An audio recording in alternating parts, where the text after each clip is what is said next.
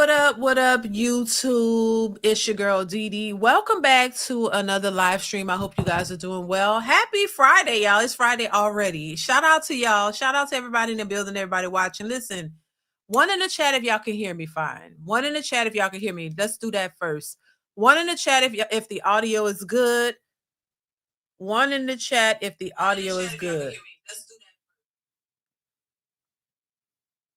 What's going on? I hope y'all are doing well. Shout out to everybody in the building, y'all. Shout out to everybody watching XYZ in the building. What's going on?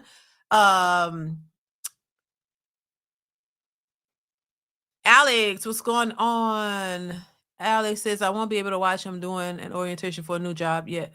Yes, I believe women have always loved the toxic men, bad boys as leaders.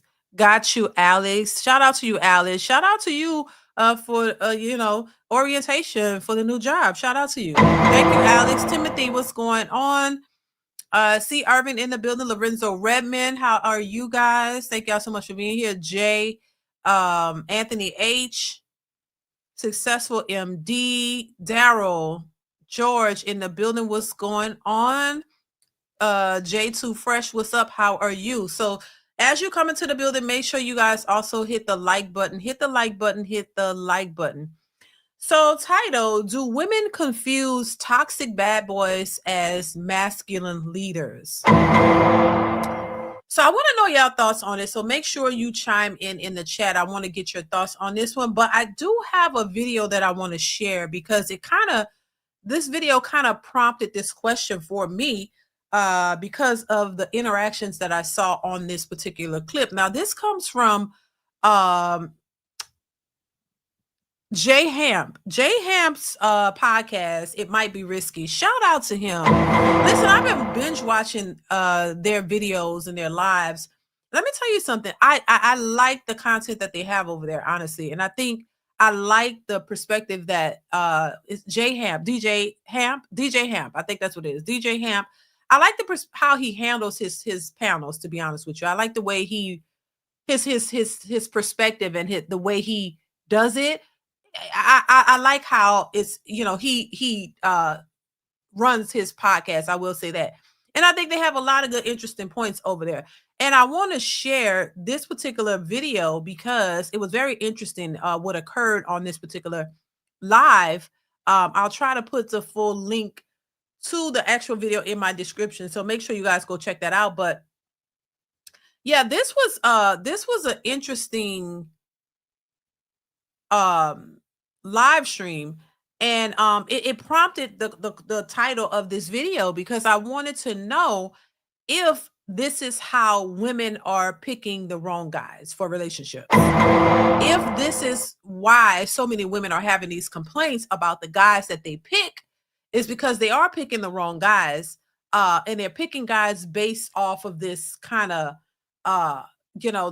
these men for having masculine traits that they like, but at the same time, it's almost like the masculine traits that they are attracted to are some of the could be confused as toxic traits. Because men are just masculine by nature, right? Just like women should be feminine by nature. It's just supposed to be a part of who you are. So, I think a lot of these women are picking toxic men, in my opinion, and picking them and are being attracted to them because they believe that somehow this is what masculinity is supposed to look like. And I think they might be getting it confused. But I want to know your thoughts in the chat. So make sure you are leaving your thoughts in the chat. I want to hear your thoughts on this. But I'm going to go ahead and get into the clip. And I want you guys to chime in. Definitely chime in the comments. So let's go ahead and get into it. Make sure you are hitting the like button. Hit the like button, y'all. Here we go. You're asking for yourself. Hey, love. Such crybabies. Hey, love, I'm a very good listener, right? And what you said was, and I assume you said that, so correct me, leadership and masculinity is not an on and off. It's something that you are.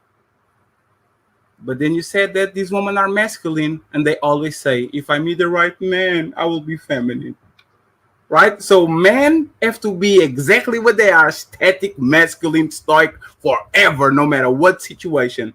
They can say, depend on the situation, depend on where I am, I'm going to defer control to amp. This is his panel. I'm going to actually lower my ego, lower my tone, and let him lead. But women that are hyper masculine, that cut each other like that they literally want to have depends on the relationship, that want to do everything, they have the right to say, I am only this because it's necessary. When I meet my right man, I will fall in my femininity. Do you think that's actually something that it happens, or do you think it's just game that women run for excuse to be masculine? Can I say something? Are you asking the panel or are you asking Love? No, I'm asking Go, Love. go, The panel can go, The go, go, Dana. Go, Dana. There's okay. So there's no way, we're women. There's no way for us to exist, behave outside of our femininity. It's innate. It's who we are. There's no such thing as resting in my femininity or somebody triggering my femininity or me turning it on or off. That it just can't happen. It doesn't happen that way because we're women and we're feminine. That's our nature. So when you were cussing Trigger Mike like a sailor, were you being feminine that day? No, I was drunk that day. Oh, that's fine. No, that's fine. Love, let me ask you a question. Did you see this Shout out to Johnny Walker Blue Label. But Dana, before they continue, I want to say, I think that women by nature are feminine, right? You're supposed to be feminine, but I think they have masculine traits. They've picked up this masculinity from men, what they presume or assume is masculine, and they just do things just out of just, is it really masculine or feminine, or it's just toxic? Is it just, a nasty behavior? Is it just, how you are, as a person? Does it always have to be attributed to whether you're masculine or feminine?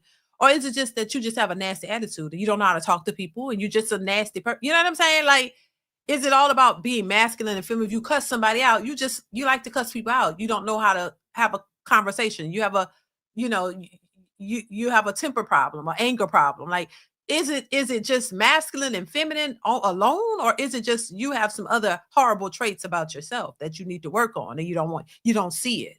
You know what I'm saying? Like, so I don't know. I just think it's just you got issues all around. I'm just saying. But let's continue. I'll get to your point, Fatty. Yeah, watch this is just the main. The same way we said they changed the rules to keep their femininity and their being virtuous women to get married, right?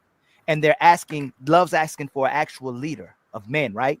Are they okay with us going back to how men used to lead?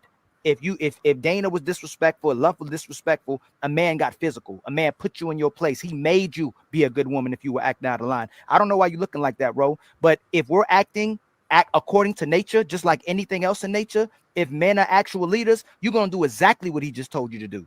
If he says jump high, jump, you're gonna say how high. If he tells you to go left, you didn't go left, I'm gonna make you go left. You don't want those type of men. You don't want dominant men. You don't want those type of leaders, because to those excuse me, Dana, that's toxic. That's toxic for you. So if you want us to really get back in our leadership positions, to make sure the woman's doing what she's supposed to be doing, to make sure other men are doing what they're supposed to be doing, make sure kids are doing what they're supposed to do, I'm gonna redirect you first. Then I'm gonna shame you. Then I'm gonna punish you. And if I punish you, you stay and listening, I'm gonna take you out. Y'all don't want those type of men. That's what men would do as leaders. That's all toxic today now. So just make sure y'all address that point. Now, pay attention. I don't know if you guys have already seen this, but this is where it takes a left turn because of what he just said. He's talking about men who were considered leaders like back in the day, men who, and now in today's society, women wouldn't even question those men. You wouldn't even raise your voice to those men because the consequences that could have been associated with it. And I'm not condoning that behavior, but I think women a lot of times try to separate. You want a man, a lot of these women want a man to be masculine when they think it's necessary, and they want him to be feminine when they think it's necessary. Just like they believe that they can turn on their femininity on and off, they think men should be able to do that too. And I just don't think that that's realistic. If a man is masculine, he's masculine all the time. If he's aggressive, that's just a part of his nature. He can't turn it on and off. So what I think, this is why I say for women, it's very confusing. Y'all, women really do think that men could do, could think the way they think. Oh, so you should be able to, be ready to whoop somebody's ass for me, but then, turn that off. And then, if I come and talk to you crazy, you want that same aggressive masculine man who would whoop somebody's ass in a heartbeat for you. When you talking to him crazy, because it's you want him to just stand there and be silent and bow down to you because you're his woman, and just not say anything and accept you cussing him out and doing all this stuff. You're not supposed to be who you naturally are. You know what I mean? Like, you know what I'm saying? It's like, it's weird. It's weird. But women think a certain way and they want men to think that way too and respond and act that way. And that's just not how they go. This was interesting though, but let's continue. I'm sorry. All I heard was you gonna put hands on a woman. I'm sorry. Like right. I know. Let them reply. I'm interested in the reply. I'm just trying to listen. So you're saying if the woman is not listening, that's what you feel like you should have to resort to? Like, we have to go back to that? Hey, Nate, if we have a kid and my son ain't listening to you and he disrespects you or do anything to you to violate you, should I be able to spank him? You weren't talking about talk to him. Can you hold? Can I be able to spank him? I think you should be able to talk to him first. If he touches you and violates, should I be able to touch him? Okay, yeah. If our daughter does that, should I be able to do it? I'm different when it comes to girls. Oh, shit. I am. All right, that's fine. If a man is doing something towards you, can I get violent with him? If a man is doing something towards me and you as my man? Yes. Yeah, man to a man. So what y'all demonstrate on here every single day is that you don't want nobody to put you in your place. You want men to be put in their place. Can I finish? 100. Y'all don't want to have the responsibility and duty to be women or be put in your place when you're out of line, but you're real quick to make sure you put men in line when they're out of place and when they're wrong. And all of us will come together. Me, Hamp, Fatty will say, hey, man, if you're out of line, I believe we should go back to a society where men should be get checked. Kids should get checked. The girl, the boy should get checked. Y'all don't want to get checked. You want to be able to do whatever you want to do and violate to the point that you even do what's in fake best in your best interest, because you're violating yourself. If we don't have family structure, if we're not invested in you being the best you can be, there's no family. There's no gender war, because if one of us lose, we all lose. So if we don't make sure that you're moving the best you can be in being loved, and you have that structure around you, and we invested in homosexuality, we invest in obesity, we invested in thought culture, there is no woman either. So if you don't let us make sure we check and be those leaders, you can't ask us to be leaders if we don't have no authority over you. It's just simple as that. Exactly. And I think that just went right over their heads. One thing you got to know about women is that, listen, when their minds are made up, there's no type of logical thinking or sense that you could make that will allow them to hear what you're saying and get it. Once their minds are made up, what he's saying is like, wah, wah, wah. It's like, nigga, we ain't listened to what you saying. We heard what you said before, and you were insinuating that we need to be beat like back in the day in order to get in line. That's all they heard. That's all they heard. They didn't hear none of the other stuff that he was saying, because it's like you're focused on that one point, and you're going to drive that home, and you don't hear nothing else that he's saying. That's how a lot of women think. This is why it's difficult to have conversations with women. And I get it. Listen, because I've been difficult myself. I would tell you all the time, I ain't gonna hold you. I ain't gonna even lie. And I had to revisit that and look at myself and be like, damn, if I had to deal with somebody who, who had that type of thinking, shit, I don't know. Like that's why I say you have to be self-aware. You have to be able to evaluate yourself and make some goddamn changes, because otherwise you're just gonna be like that for the rest to the day you die. And this is how I could resonate with it, because I am a woman, and I know I've thought like that before. I admit it, because it's the truth, and I know how that is. And it's like beating a dead horse, baby. Once they make it up in their minds that this is the point they're gonna drive home, and this is all I'm focused. That's it. You can make all kind of logical sense, but they're not going to hear you. And this is why communication is so important. But if you're trying to communicate with a person that act like they got bad understanding, baby, it's a wrap. Because let me tell you something, ain't nothing worse than a person with bad understanding. When you got super bad understanding, there's no getting through to them. Like, you could be talking all kind of good shit, and they're just like, they're going to come back and say something dumb, And it's just gonna mess up the whole conversation. Then what happens? Men just walk off. They don't got time for that. Men just be walking off. Like, this is some bad understanding bullshit. I don't got time for this. They just end up leaving, walking. Why are you walking away? Because they're tired of your bullshit. And they see that you got bad understanding. So they don't even want to, it's just wasting time. So they don't want to do that. So I get it. But then women, men don't know how to communicate. You know, y'all a lot of times don't know how to communicate because you're not listening. You're listening to respond. You're not listening to really hear the person and get something out of it and learn.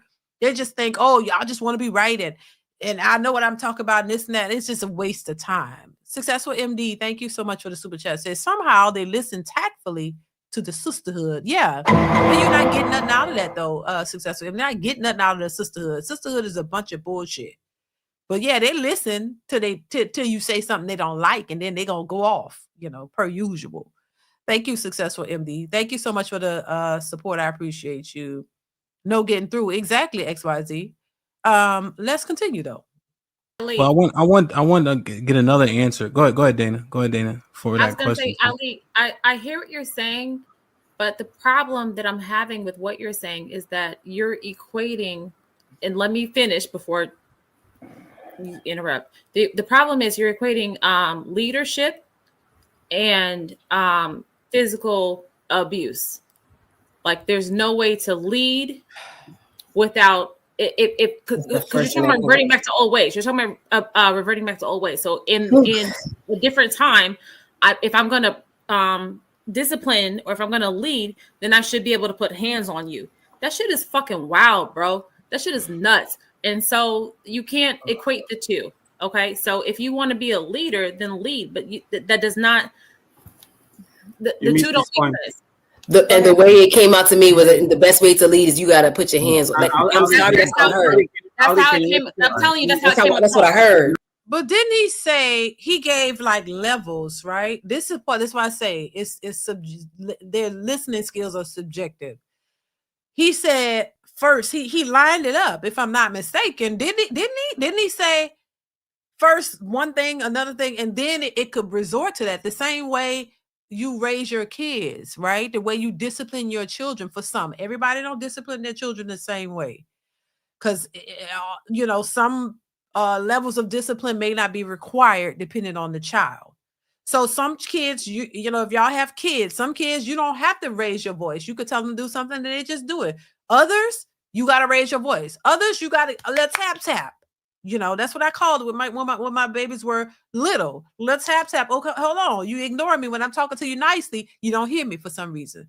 When I got to raise my voice, sometimes I just got to raise my voice a little bit, then get you to doing it. All right. And that'll work.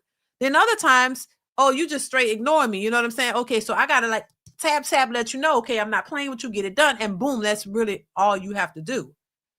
So there's levels to it, but there is some sort of discipline. And I think, I don't know. I feel that's why I say women play dumb sometimes. When you want to make a point, you want to act like you don't know where a person is coming from or what they're saying, because you want to make your point and you want to be right, but you end up wrong. Anthony H, thank you so much for the super chat. Says, I remember this episode. I'm about to get frustrated all over again. LOL. Cognitive dissonance is real. It is. Yeah, well, Anthony H, thank you so much for the super chat. Yeah, I watched it and I was like puzzled too. I was like, wait a minute. Now y'all playing dumb on purpose. Like, but this is what women do a lot of times. And you know, I'm not saying men don't ever do it, but this is a common nature for a lot of women. You play dumb when you don't want to get the point. And you don't want to accept it. But that man didn't say, oh, let's just beat women. And they, oh, well, what I heard you say was, oh, just go back to, they just it was levels to it. He's telling you what the leadership looked like back then. He's not saying this is what we should be doing now, but he was just making a point, and that went straight over their heads. I'm telling you. Thank you, Anthony. I appreciate you. Let's continue. Hold on, Ali. Again, I don't think that's what you meant. I hope it's not what you meant, but that's how it came across. Let me clarify. Let me. Okay. Yeah. Well, let me just. I just want to play. Yeah, because they can hear me a little bit better sometimes. Did you hear? He went to the entire maturation process of discipline. Exactly. You remember he said, he's gonna correct her. right? Right. Verbally, Redirect. shame comes next. Yep. Right. It's a process. So at a point, if anybody that you have authority over stops listening, at a point, physically, you might have to discipline them. Right. So he's saying, is that what we need to go back to in order to get everybody? That sounds like slavery. I'm sorry. No, that's why I wanted them. That's why I wanted. Give me just 1 second so we can make this. It's interesting how women always say this sounds like slavery. You've never been through slavery. How do you know what it sounds like, what it is? You have never experienced that. How that sounds like slavery when you got it, when you discipline a person. But see, they don't understand it when men are saying it. But they look, listen. They understand when a man is telling them something, or he don't agree with them, or they don't agree with him, and you in an argument and you get mad and you go raise your hand up to hit a dude. I bet. Okay, what is that? What prompts women to be abusive towards men? When you want to go and you get mad in a conversation and you can't contain yourself and you go to hitting a dude, what is that? You don't understand it until you're the one doing it. Women act like they don't. Act like women don't abuse children, or you don't abuse other people, or you don't put your hands on people. It's like, baby, this is why I say this is why I say, y'all, that women need the most work. I'm not excluding men from needing some type of work because we're all flawed, but this is why I am adamant about when I say it, and I'm sticking with it. Women need the most help. Period. I don't give a damn what they say. They need the most work because they just don't get it. And they hate that. They hate, you just want to get a pass forever. No, you can't. That is not helpful. Women need the most work. It's how they think, how they move, what they say, what they do. It's all, it needs reworking. A lot of the indoctrination and all of this stuff that they've been, fed, it needs to be redone. They need a whole new do-over. Because it is not working and they don't see it and they're stuck in it because it's beneficial to them, they think. But in the end, I don't think it's going to be so beneficial. That's just my thoughts. This is why I'm going to stick to the fact that women need the most work. They do. Because they've been coddled for too long. And they've been able to say dumb shit and get away with it. And now they believe it. It's on autopilot. Now, whatever they say is just law and it's real. Oh, y'all just got to accept it. And if you don't, oh, well, you sassy and you mad and this and that. It's like, it's just stupid, really. But let's continue. Fatty, let me go first. Dana, 1 second. Let's see, Fatty. Let's see if she understands, and then you can go, Fatty. Let's see if she understands, and then you can go. No, I do understand what you're saying, Hamp. The only thing I was going to say is he said all of that, and after he made a very declarative statement. Okay, so I'm sorry. I said I'm sorry. But Fatty's point was made. I'm sorry, but go. He said all of that after he made a very declarative statement that equated to leadership being able to put hands on somebody. Okay, and I'm never gonna stand for that. Hold on, bruh, are you serious? Then he went on to describe it and to break it down and to go into the progression of A, B, C, D, E, F, G. But before that, the first thing that he said was very clear. And was very clear that he said, if we're going to revert back to old ways, y'all don't want us to be a leader, because if you want us to be a leader, then we should be able to put hands on you. That's what he said.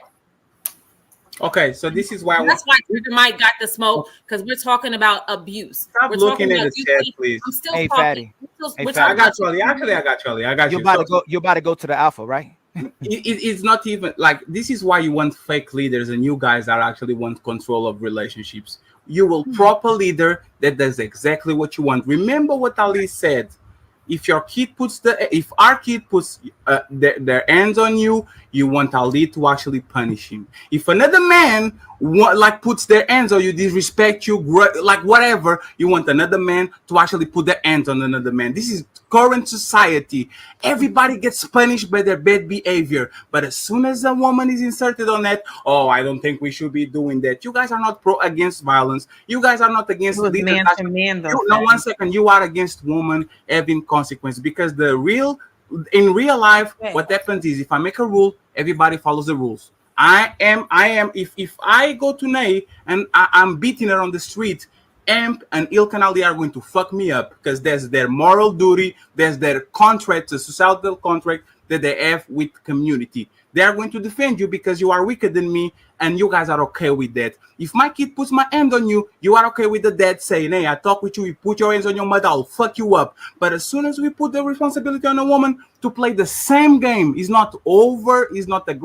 I don't know. You guys are telling people. But do you understand, Fatty? It's man to man. It was man to man. Every example you gave was man to man. It should never be man to a woman. Talk. Use your words. Please, can you stop? I'm going to give you a... And you know, she pissed me off. That one of that red hat baby looking like, I ain't gonna even say. But anyway, she pissed me. Use your word. I don't like that. You know what I'm saying? I really don't. I just. You know, I'm just saying, you know, you know, black women can be very belittling. Like they could say things that, you know, you're like, why you have to take that approach? That's a grown man. He's not a child. Use your words. Like y'all don't really know these people for real. And they just be saying things that just so off-putting to me. And I'm just like, why? And it be the ones looking like that. Like they always be like that. And I'm like, why? I just don't understand it. You don't have to be like, just you always got to get the last word in and looking real strange while doing it. I just don't. Successful MD says, becoming educated takes comprehension. She's lost. Thank you, Successful MD. Ciao. See, Irvin, thank you for the super chat. Says their active listening skills are turned off and the selective hearing turned on, for real. Thank you, C. Irvin. I appreciate you for the support. You know, it's just, you know, right. All they hear is I'm gonna get beat. They ain't hear nothing. No, that's it. But then they be the ones beating. If a woman walk up to you and punch you in the face, what you gonna do? You gonna just sit there and let her punch you? You gonna fight? You know, it's like they act like they don't fight. They act...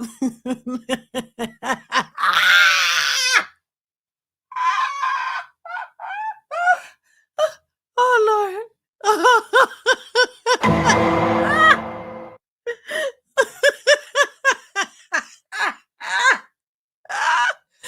I'm laughing because I get what you said.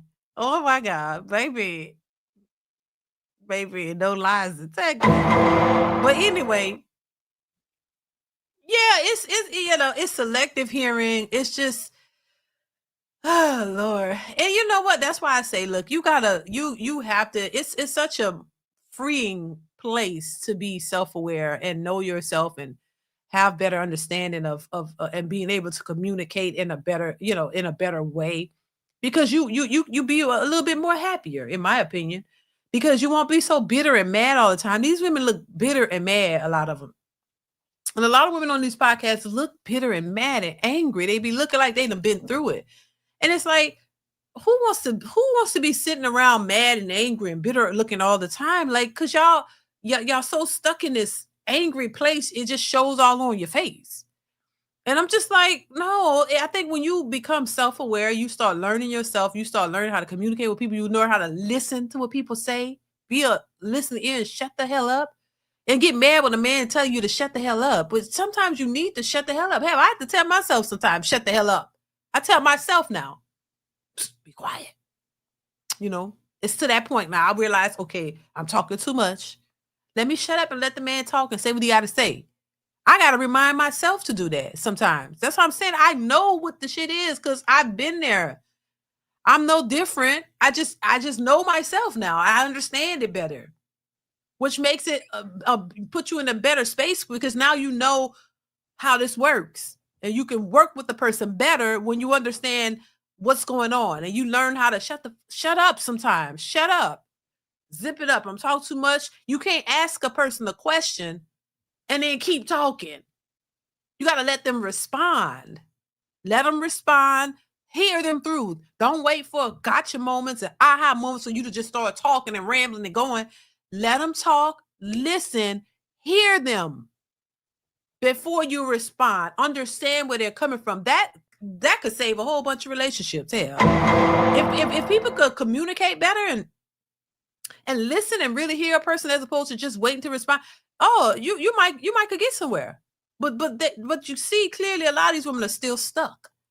And being stuck like that makes you miserable, in my opinion. And it ages you. Anthony H says Russia, China, and Iran are coming. Let's see if they care about how you feel about leadership. You better fall back now or pray the bear protects you, child. They better pray because that bear ain't gonna protect them. I'm just saying, they better realize it before it's too late. Thank you, Anthony H. I appreciate you once again for the support. Let's continue, y'all. Personal example. My nephew is 12 years old. I am 6'2". My nephew is 5'11" by now at 12. Now he started to talk louder to his mom. Now he started actually to challenge it a little bit. A woman that was against violence all her life, all of a sudden understands why her uncles actually should say, hey man, give him a shake, put him on his place, because you don't do that shit to your mother. You understand that when it comes to kids. If somebody actually goes around and gropes my sister wants me to fight that motherfucker. I have to defend her honor. I have to actually put him on his place. So kids are okay, male grown-ups are okay, but then you ask for leaders, and when I look at you, why are you doing that? Why are you doing that? No, the rules are, 1 second, the rules are for everybody. If you violate, there should be consequences. Man, kid, woman, extraterrestrial, whatever. If you guys want to do something like that, let's do it. But you are not above the law. You are not above punishment. You are not above repercussions. Go ahead. Okay. So you just said what Ali said, which is basically you should be able to put your hands on a woman. No. I don't want to go there. I don't want to go there. I don't want to go there. I don't want to go there. Love. It's 5 seconds. It's 5 seconds. No, it's 5 seconds. Rules for me, but rules for D, but not for me. Either you want rules for everybody, or you don't want rules for nobody. Either you want leaders, and what leaders do is they tell the people that are below them what to do. If I say jump, you say how high. Either you want this alpha that you're talking about, because you was the one, Love. You said there's the lack of leaders in society. Either you want the leaders with the pros and the cons that they come associated with, or you want a beta male that is going to pamper you and is not going to do nothing, is not going to solve no problems, and then you can do whatever you want to do. Choose one. Okay. All right. So let Love go. Go ahead, Love. You can have both. All right. Just Fatty. Can you just? Oh my God, I'm so exhausted. So same to you. The issue is.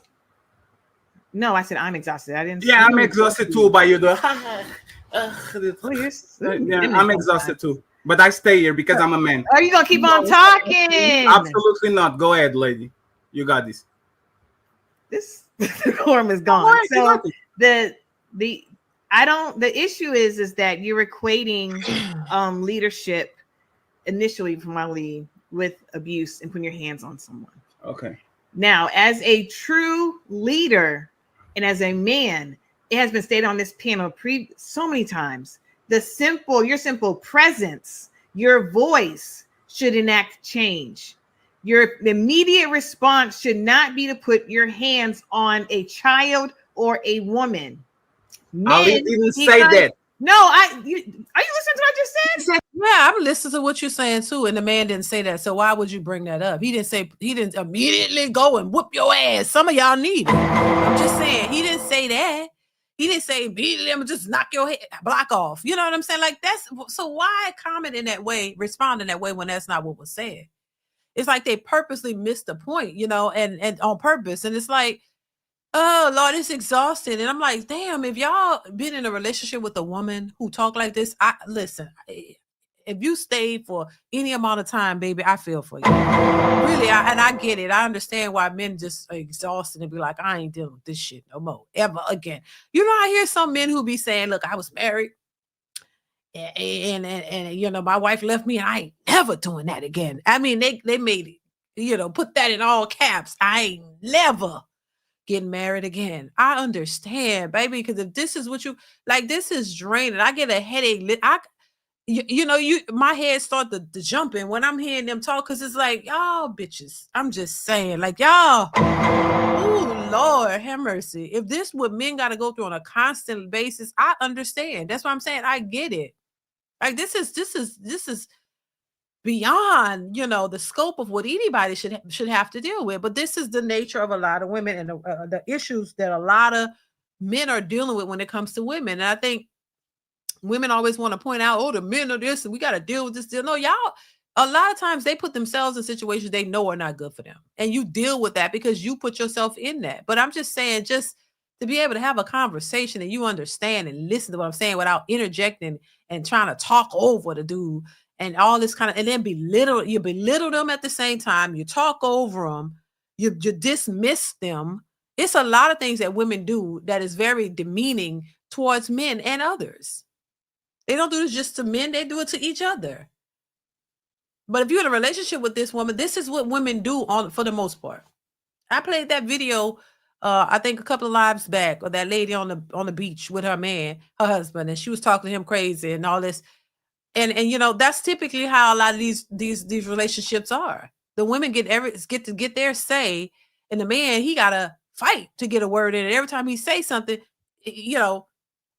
it's dismissed, or at some point, wouldn't that get tired? Like, you'll get tired if men did that to women, or which they have complained about, the controlling men, or I didn't have a voice, so I couldn't say anything. But y'all turn around and do the exact same thing that y'all complained about. It's a mess. Let's continue. Progressionally, I will talk to you first. No, that's not what I said. You gotta let her finish. Hey, Dana, shut the fuck up. You have. Whoa, that's what we're not gonna do. That's what we're not gonna do.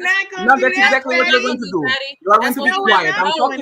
I'm going to talk with her. You be quiet. You don't talk to her like that. No. Okay, so you guys can talk by yourselves. Go ahead, guys. You got it. Good. That's even better. Hey, when you're finished, let me know. That's ridiculous. Didn't you want alphas and leaders? Stop. Didn't you want alphas and leaders? I'm put you in your place. Stop. You ain't no leader. You a bitch. Mute. That's the point. Mute. That's the point. I'm actually a bitch. Mute. That's totally fine. That's totally fair. Oh, you're a beta bitch. Mute. I'm a beta. That's exactly what it is. It's totally fine. You see how I can react to that and not be on my feelings? It's fine. What I don't want you to do. This engagement is off. Dana's so crazy. And you know what's funny? Tomorrow she's going to blame Jack Daniels again. This is not her being masculine. This is Jack Daniels, like she did with Trigger Mike. Love, please. This is Johnny Walker, Blue Label, baby. Love. I have a question to pose. Wait, let me finish. I promise you, I'm going to take 5 seconds. So love. Can y'all wrap this up? It's very But no, serious. Fatty, I was honestly still talking, and then it's fine. But you are misrepresenting what we said. No. Love. I said on previous podcasts on this panel, men have said that, and it should be this way. You don't have to resort to hands immediately. It should be literally your presence as a man, your voice as a man. The immediate thing should not be immediately towards physicality.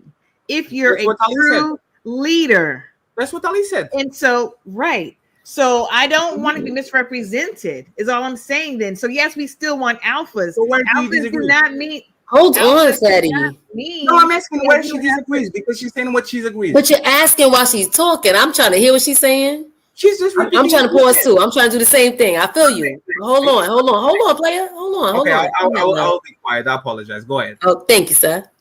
Thank you. I like you, by the way. I don't like Dana. She don't like you either, but that's all right. Go ahead, love. Go ahead, love. Tell us.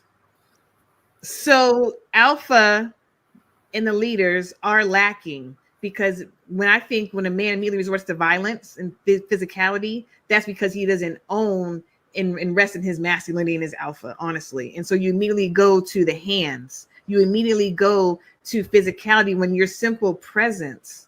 Just like men talked about femininity, it's just something when you walk into the room, you can feel the femininity. And it was also equated to the alpha. When the alpha man walks into the room, you can just know and just feel it. Mm-hmm. And you own it, you possess it. Yeah, that's some bullshit. You know that man that they talking about from back in the day, maybe like Joe Jackson type or something, walk in the room, yeah, you feel it because you know what the possibilities are. So you act accordingly. You see what I'm saying? Because you know he don't play. Women talk a lot of bullshit, but a man could walk in a room and have a presence all day. You still would turn around and call him a bitch. you still will turn around and emasculate him, or or talk to him like he ain't nothing. It don't matter how tall he is, how he walk.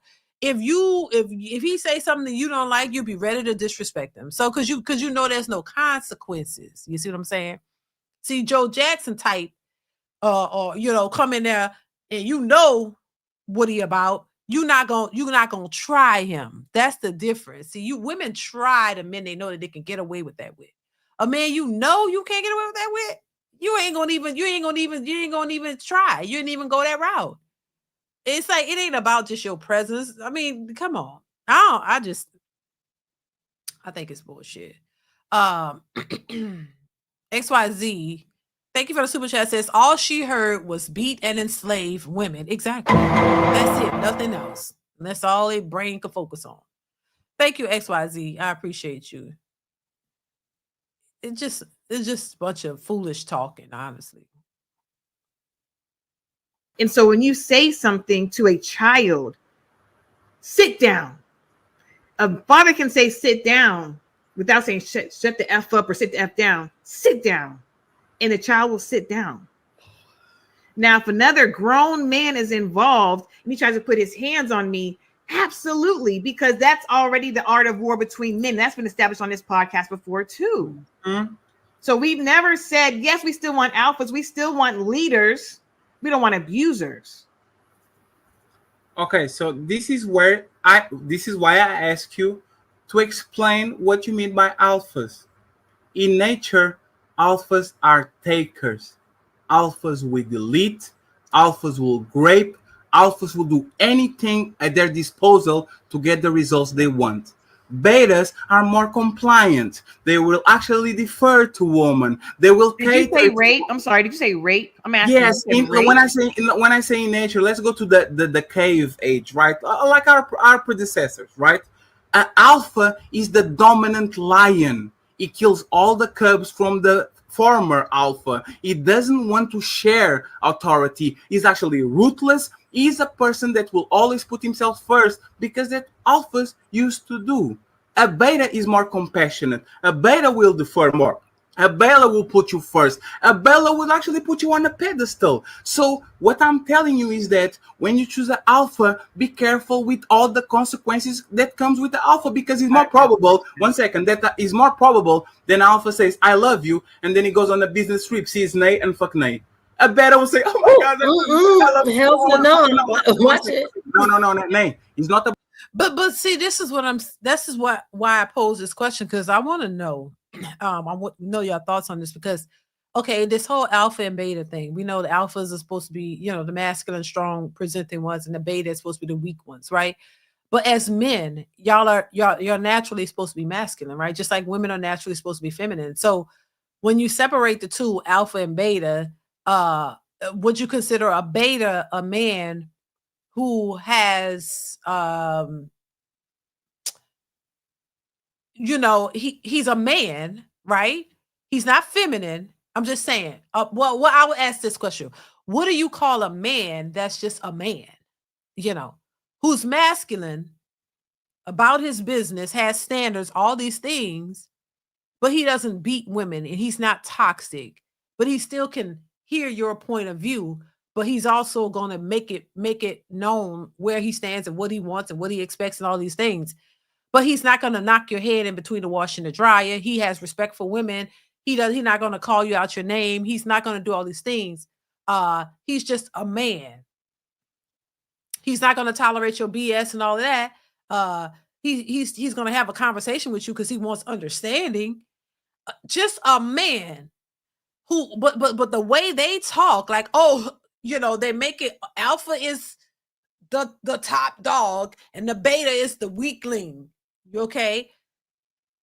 But the way women speak about it, like, oh, you a beta bitch and alpha is what I want. But all of the relationships that they've been in were trash. So were you in relationships with alphas? The men that you say abused you or was narcissists? The men that they all treated you bad? Every relationship you had a baby with him and he just left you. He didn't give a damn. He was screwing all, Pukisha and Brenda and Chili. Like, So if he's the alpha that you was with, and you say every relationship you was in was toxic, he was a narcissist, he was an abuser. So why do women keep focusing on whether somebody is an alpha or a beta, and y'all keep picking alphas and seem like the relationships always fail? So this is why I asked the question, are women confusing toxic men as betas? I mean, as alphas, and men who supposedly, because they're alpha and they're supposed to be leaders and they're masculine, are they equating toxic men who don't have real good qualities for relationships and women as these masculine alpha men? Are they confusing the two? Is my question. Because it seems to me y'all like these alphas so much, and every relationship you in, to the point you don't have a relationship.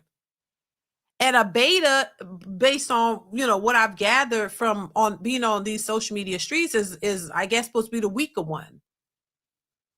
But this is why some people don't. In a sense, I don't subscribe to this alpha beta stuff. In a sense, I don't. I had never heard of it before YouTube. All I know is men, and there are different types of men. Every man is not the same, but most men, I've been able to see men who are men. They'll fight when necessary.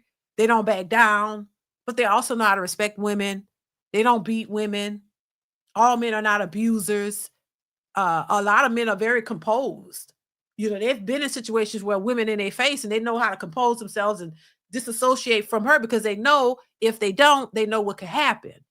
So that's why this alpha beta stuff can be confusing. And I just think these women do move on this idea of, a alpha, because that's what we want. But then when he's explaining to what an alpha would really be comprised of, we don't want that. But if you go back in the day, they talk about, the men back then, they probably was considered alphas because they were attracting all the women. But then they turn around and they'll knock your head in between the washer and the dryer if you get out of line. So you have to make a real distinction between what do you want when it comes to alpha, beta, all that. Because I think the lines are blurred, and I think these women are misinformed, and I think that they're going based off of that, and they're not picking right. They're really not. But let's continue. About you is about the alpha per se and his predispositions. Okay. A beta will say, "Oh my God, I love love so much. I miss her. I can't wait to go back." Don't forget, we were using alpha and leader synonymously. Don't forget. One second. My question is that we agree with you that it shouldn't be direct to violence. This should be a slow burn, right? The temperature increases and increases and increases, and when all the options are done and we can fix that, now we go to a physical type of threat, right? Where do you disagree with me? Because you talked, but I didn't understand where was the disagreement. You kind of agree with me, right? So where is the disagreement?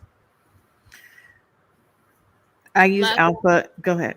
No. It's to you, love. What was the disagreement? Since you wanted to actually correct whatever we said, we don't believe that violence is is a gradual ramp up. Where do you disagree with this? Well, I disagreed because that's the first thing Ali said. Then he decided to clarify and put a lot of caveats into it. So I disagree at the beginning. So right now, what I don't agree with you on is alphas and nature and rapists and killing and all that. You guys are doing this on purpose, not right now. Not right now. You guys are actually doing this on purpose.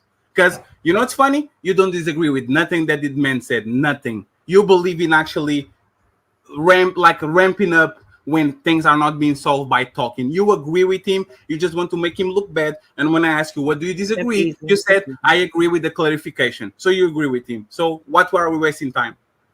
I mean, I feel like if you're leading that woman effectively and she's going to in turn listen, so there'd be no reason for you to feel like you have to ramp it up and put your hands on her. Yes. At any point. There's some women that are hyper masculine. They will never shut up. They will always try to push our buttons. You have Ben over here. So why do you choose that woman then? Why do you choose to go after that woman? That's my point. If I choose a woman like that and I don't leave, that's my fault. Why do you keep choosing these men that actually ramp up? Like, why do you keep choosing him? Right. Women be quick to ask you why you dealing with that woman. Why do y'all deal with pookies? Why you deal with the men who you know are not going to give you what you really want, all of what you want? Or they'll give you a little bit of what you want. Why y'all keep picking the wrong goddamn men? Why every relationship why y'all have so many horrible relationships? To the point where I say, hey, I've never been in a horrible relationship. Oh, what? I know you lying. Like y'all, why y'all keep being in all these toxic relationships? Meaning, why you keep dealing with men that are abusive and narcissists? Why you keep dealing with those type of men? And be quick to ask men that question, but y'all, why you dealing with all these type of men you do? Why you sleeping with a man that you know ain't gonna never really take you seriously? Why are you giving your body to a man that don't really want to be with you, huh? That's a lot of women that do that. Why y'all do what y'all do? There's no, you can't ask that question because there's never an answer. There's always projected to the men. No, men could certainly ask, why y'all keep picking deadbeats? Why y'all keep having babies with niggas who don't even want to take care of their own children? That's a bigger question because y'all having babies for them. You know, y'all not just dating them and moving on. You having children with them. And then you're complaining about them not being fathers. Why are you doing that? That's to me, that's a little bit deeper. You know, you create a whole human with this person and you know they didn't want you and don't want even want the child either. Why do y'all do that? Why y'all keep doing that and complaining? Thank you, Bakish Edwards, for the super sticker. I appreciate you. Thank you so much for the support. XYZ says, D, they just be repeating shit that they heard. Exactly. I mean facts. Straight up. That's it. Just repeating talking points. They don't fully understand. Like for the longest, these women were saying, they would go on these podcasts just all about the blue. You're misogynist. And I'm just like, huh? Where did that come from? It's just a talking point. They had no idea what misogynist meant. They didn't even know what misogyny was, what a misogynist was. They didn't even know. They just was saying it because it was sounding cute on TikTok. Then when they asked, okay, why would you say that? Why do you think I'm a misogynist? Because men took offense to that. Hold on, I don't hate women. Why do you say that? Oh, because you are. But do you even know the definition of it? And then they get mad and want to walk out and cry. Because now they put you on the spot because you don't know what the hell you're talking about.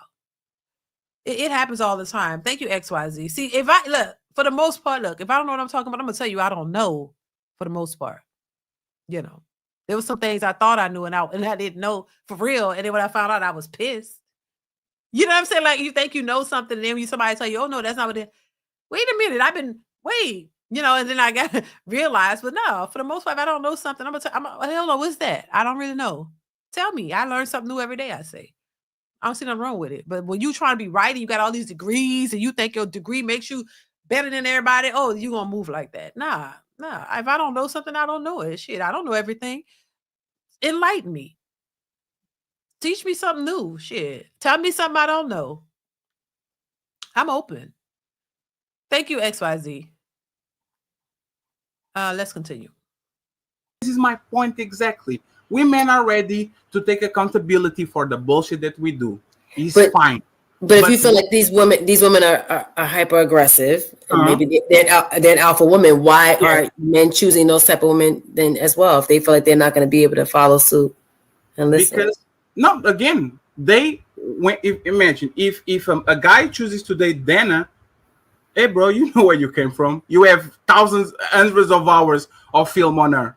She's aggressive. She flips on people. If you date her, you actually are at fault. It's fine. So when you see one of these guys that has 73 bitches around him trying to get all at him, and he's the ladies' man and the playboy, and just because he has a nice suit or has a nice job, you still try to chase him, whose responsibility it is? It's yours. I play the same game. I'm actually very fair. If you actually choose to be impregnated by the guy that has 4 baby mamas like my sister did, she decided to have a kid with the man that had 4 baby mamas, thinking that she was going to be the one. It's your responsibility. You messed up. The first one, that's the man's fault. The third one, the fourth one, the fifth one, I'm sorry. Take accountability. Be strong like you say you are. Be actually thoughtful like you actually believe that women are, and take the L. That's your responsibility. Let's actually take accountability for both, not just men being, you are the leaders, you are the leaders, you are the leaders. And when I ask you if I'm the leader, follow me, and you say, nope, I'll do whatever I want. That doesn't work. So what I know you had something to say. What I'm not going to do is sit idly and listen to men defending abuse. You saw nobody's going to say nothing. Fatty, please let me No, finish. no woman is going to say I don't have to respond to what you Patty, said. I can talk. I can talk No without woman is responding going to to what you defend said. Patty, you know we were all quiet while you were talking. Let Dana talk. So no woman is going to defend. But Patty, but you can come in a second though. She was the whole time you were talking, she was quiet. I don't have to respond to what you said. Problem with the sisterhood. I let you speak. I don't have to respond to what you said. You guys I don't have to respond to what you said. I don't have to respond to what you said. Nobody's defending abuse. To be fair, Fatty, she hadn't said anything. No, but hey, but she wasn't even talking though. Patty, can you please? Yeah, the whole time you spoke, she was actually quiet listening to you so she can respond. But she's lying. That's the point. You guys are going to let her lie. So then rebut her statement after she speaks. You jumping in here and say that like let men defend abuse. It's a Patty show. I'm quiet. Thank you right now. Who is going to like? It is the same, like the same way. No, but she honestly let you talk, and she was just trying to talk. This is she not was quiet the whole time. Like you were quiet, Dana. You were quiet. You allowed him to speak. You gave. But I mean, for the lady who said this is not how she wanted to bring it up, girl, you just, I mean, it just tap out, right? If this is not how you want to deal with your birthday, why are you on there? Oh, can't you just click the exit button and go? It's that simple. I'm just saying, and go ahead and have your birthday. I'm just saying, like what? Lord have mercy, child. That much respect. So we're trying to operate like that. So go ahead, Fatty. Hold on, let her speak. So we want to hear what she got to say. Okay, you can lie on us. The sister who is protecting you. Go ahead, Dana. You got this. Lie on us. Tell us that you are defending abuse. No, Fatty, you got to let her talk. Hamp, I don't know where Hamp is at, but at some point, why don't you mute me? Probably watching us go back and forth. If I had the ability to mute you, I would have a long time. So you're not the moderator on the show, right? I'm not the moderator. Hamp has this is the women's POV though, but still, we want respect. We're giving respect. We give you respect. So allow her to speak. Go ahead, Dana. Lie on us and say that you are promoting abuse. You got this. Okay, here I go. Ready? No. So, my God. So what I'm not going to do is sit on the show because you had a lot to say, Fatty, and I'm not asking you to respond right this second. You had a lot to say, but what stood out to me the most was you defending abuse. You said that there are consequences if things get to a certain point, yada yada yada, so on and so forth. You can have whatever expression you want, but if we roll the tape back, the tape is going to say exactly what I'm saying. And so I'm not sitting here for that. I'm not standing for it. It's like you can't justify it, you can't defend it. And the way that you and your cohort, the way that you guys are trying to make it sound like it's normal and trying to, I don't know, again, conflate leadership with physical abuse, whether it's the women or the children or whomever, it's asinine and it's insane to me. And I cannot be a part of that. So what I was going to say before you interrupted is that I'll say nothing else because I'm not going to participate in that sort of conversation at all. Okay. So Tay, did we promote abuse? Yes or no? Did I what now? Say it again. Did we as men promote abuse and abusing women? Yes or no? Are you promoting abuse? Yeah, if Dana said that we are promoting abuse, right? Did we promote abuse towards women? Yes or no? Promote abuse? No. In the context that she used, yes, because you guys were saying if a woman gets out of line, then you'll hit her. That's what everybody heard. Damn, baby. This is why I say understanding is important. When you have bad understanding, there's no winning. There's no winning that. Do y'all think these men were promoting abuse by addressing the type of guys or the leaders that women say they want, comparing it to back in the day, and even not just even back in the day, is in other countries, right?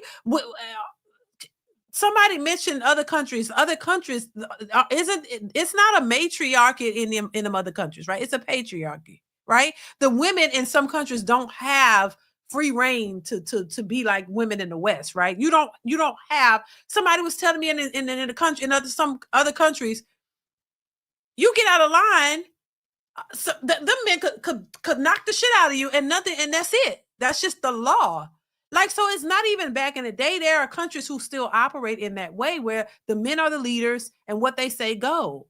And in here, it's totally different. Like, women have free reign to do what they want, say what they want, talk to, get in your face and do all this, and there's no consequences. So you could provoke a man. You can get in his face and push his head and hit him and do all this. But the minute he responds to that disrespect, oh, he's the problem in this country. But that's not how it is in a lot of other countries. And so, I mean, I just don't understand. Child, this is why this was the problem. I'm telling y'all. What is it? Lee? Thank you for the super chat. Says she's right. If I allow you to speak, let me speak, and then you can respond afterwards.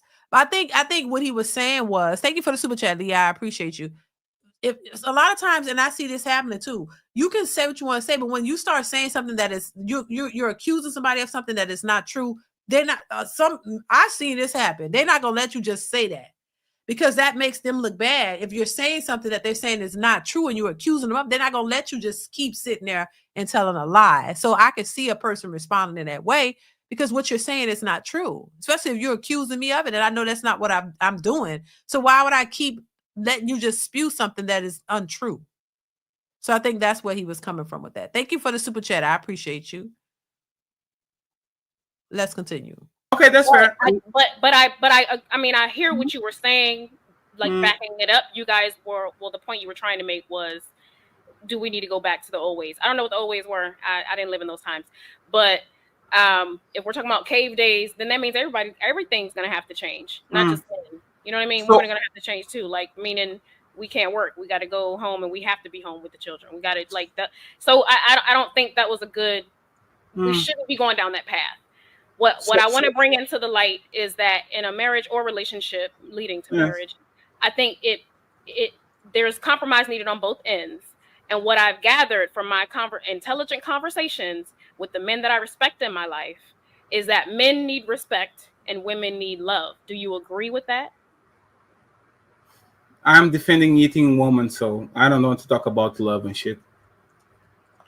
But I mean, okay. So do you agree? No. We are not going to move. You guys want to move past that? If you guys are telling that man that came here, with all the respect, I know I picked on Dana, but I wasn't disrespectful for you guys. You accusing a man of actually promoting eating woman is a very serious accusation. So if you're going to side with Dana and say that we said that, there's no conversation to be had. I'm not going to actually have a conversation in good faith when you know for a fact that I literally told, if a guy is putting an hand on Nate, I will whoop his ass because he doesn't put a hand on a woman like that. If your kid puts the hands on Nate, I will check him because he can be putting his hands on a woman. But now you are telling me that I'm defending eating a woman when there was not the point at all. Be honest about it, please. If you're not going to be honest about it, I'm not going to continue talking about love and shit when you're. That's great. Anthony H says, why you don't converse with booger bears, child? Right. There's no getting through. You're going to be the bad guy. That man, I think what Ali said and what they're saying, that was not promoting abuse. That's crazy to take it to that extreme. Y'all are promoting abuse. And I will not sit here and allow that, but you're still on the panel. I would think that if you really took it that harshly, you would get remove yourself. They don't remove themselves. They still want to talk. Thank you, Anthony. I appreciate you. Hit the like button, y'all. We got about, okay, y'all went up a little. Hit the like button, y'all. 82 watching, 61 likes. Hit the like button. Not willing to be honest about what I said. Daddy, can I interject real quick? Because I feel like there's a misunderstanding here. Because the initial comment was made by your cohort. It was made by Ali. But it seems as though you supported it and backed it up. Because you were trying to explain it on his behalf. You didn't say it yourself out of your own mouth, but he did. So and you hold on, but you supported it and defended it. Yes. You didn't shame him. You didn't try to bring more understanding to the conversation. There wasn't anything other than you defending what he said. And that's the problem that I'm having right now. Okay. So I don't know if you noticed, when Love was talking about it, Love literally said the first statement sounded wrong, but then when he actually expanded and clarified, Now I understand what he's talking about. And I asked Love, what do you disagree? And she actually didn't say what she disagrees. Sounds like she actually agrees.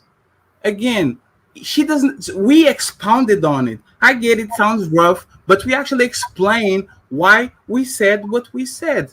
Ask Love. You are doing this whole for. Tell me, what am I wrong? What do you disagree with what we said? It was actually very easy to understand. So I We didn't. beat the hell out of this topic. Honestly, Me? we did. We beat the hell out of this Are topic. we? And it's time to move on to the next topic. Oh hell no. We didn't even really touch upon. And this is the shit that I be saying too. When something is being pointed out that would point to you being wrong, now you want to move on. No, hell to the goddamn now. No, we gonna sit and we gonna hash it all out now. No, you can't just spew your hatred and then want to move on now that you got to be in the hot seat. Oh hell no, we ain't moving. We ain't going nowhere. We gonna sit right here. That's what we're gonna sit right here and we're gonna go through what you said. Why didn't y'all ask more questions? It was clear to me what Ali said. I don't know what part they missed. I wouldn't say he's sitting here promoting abuse. No, he talked about a certain time and a group of men in that time and what would be considered that alpha man or that masculine man, a leader that they all say they want. And somehow they couldn't, I'm pretty sure they all educated because they all educated at this point. Couldn't understand that and decipher the difference between him promoting abuse and then as opposed to speaking about a certain time and how men who would be considered leaders were perceived and what the actions of even Fatty gave some science behind it, and that lady at the top right said, "Oh, I don't think I believe that." It's like this is why there's a disconnect, and I'm just saying they didn't sit here and say, "Oh, I think men should go beat women." That's y'all saying that's what they were insinuating. They was talking about what it was back in the day. But when they want to make this point themselves, is okay. A lot of women always talk about men back in the day were abusive to women. Women were getting abused. And this is what we fought against. All he's saying is that was the type of men that were considered leaders back then. This is what it entailed. This is what part of it, basically. But y'all could go back and say, oh, yeah, the men back in the day, it was this and it was that.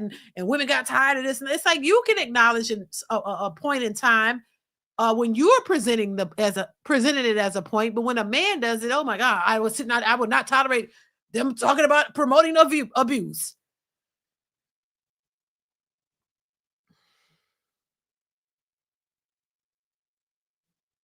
Upon the question scrolling across the screen. And at this point, I don't even know if we can, because at this point, you're not even taking it seriously, Fatty.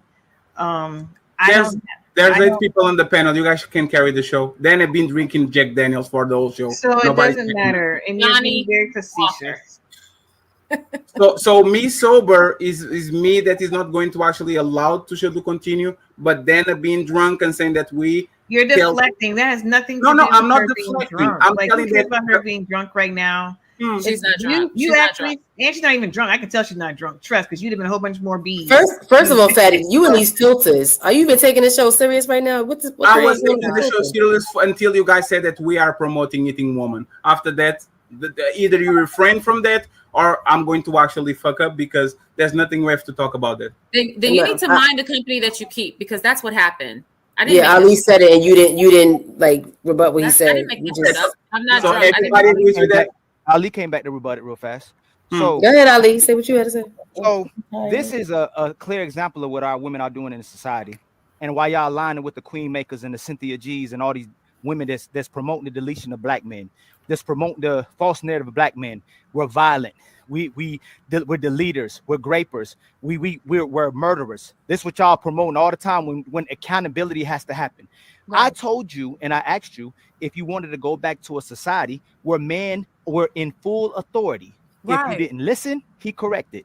Right. If you still didn't listen, he redirected. Exactly. If you then still didn't listen, I'm saying men, women, and children, then he got physical.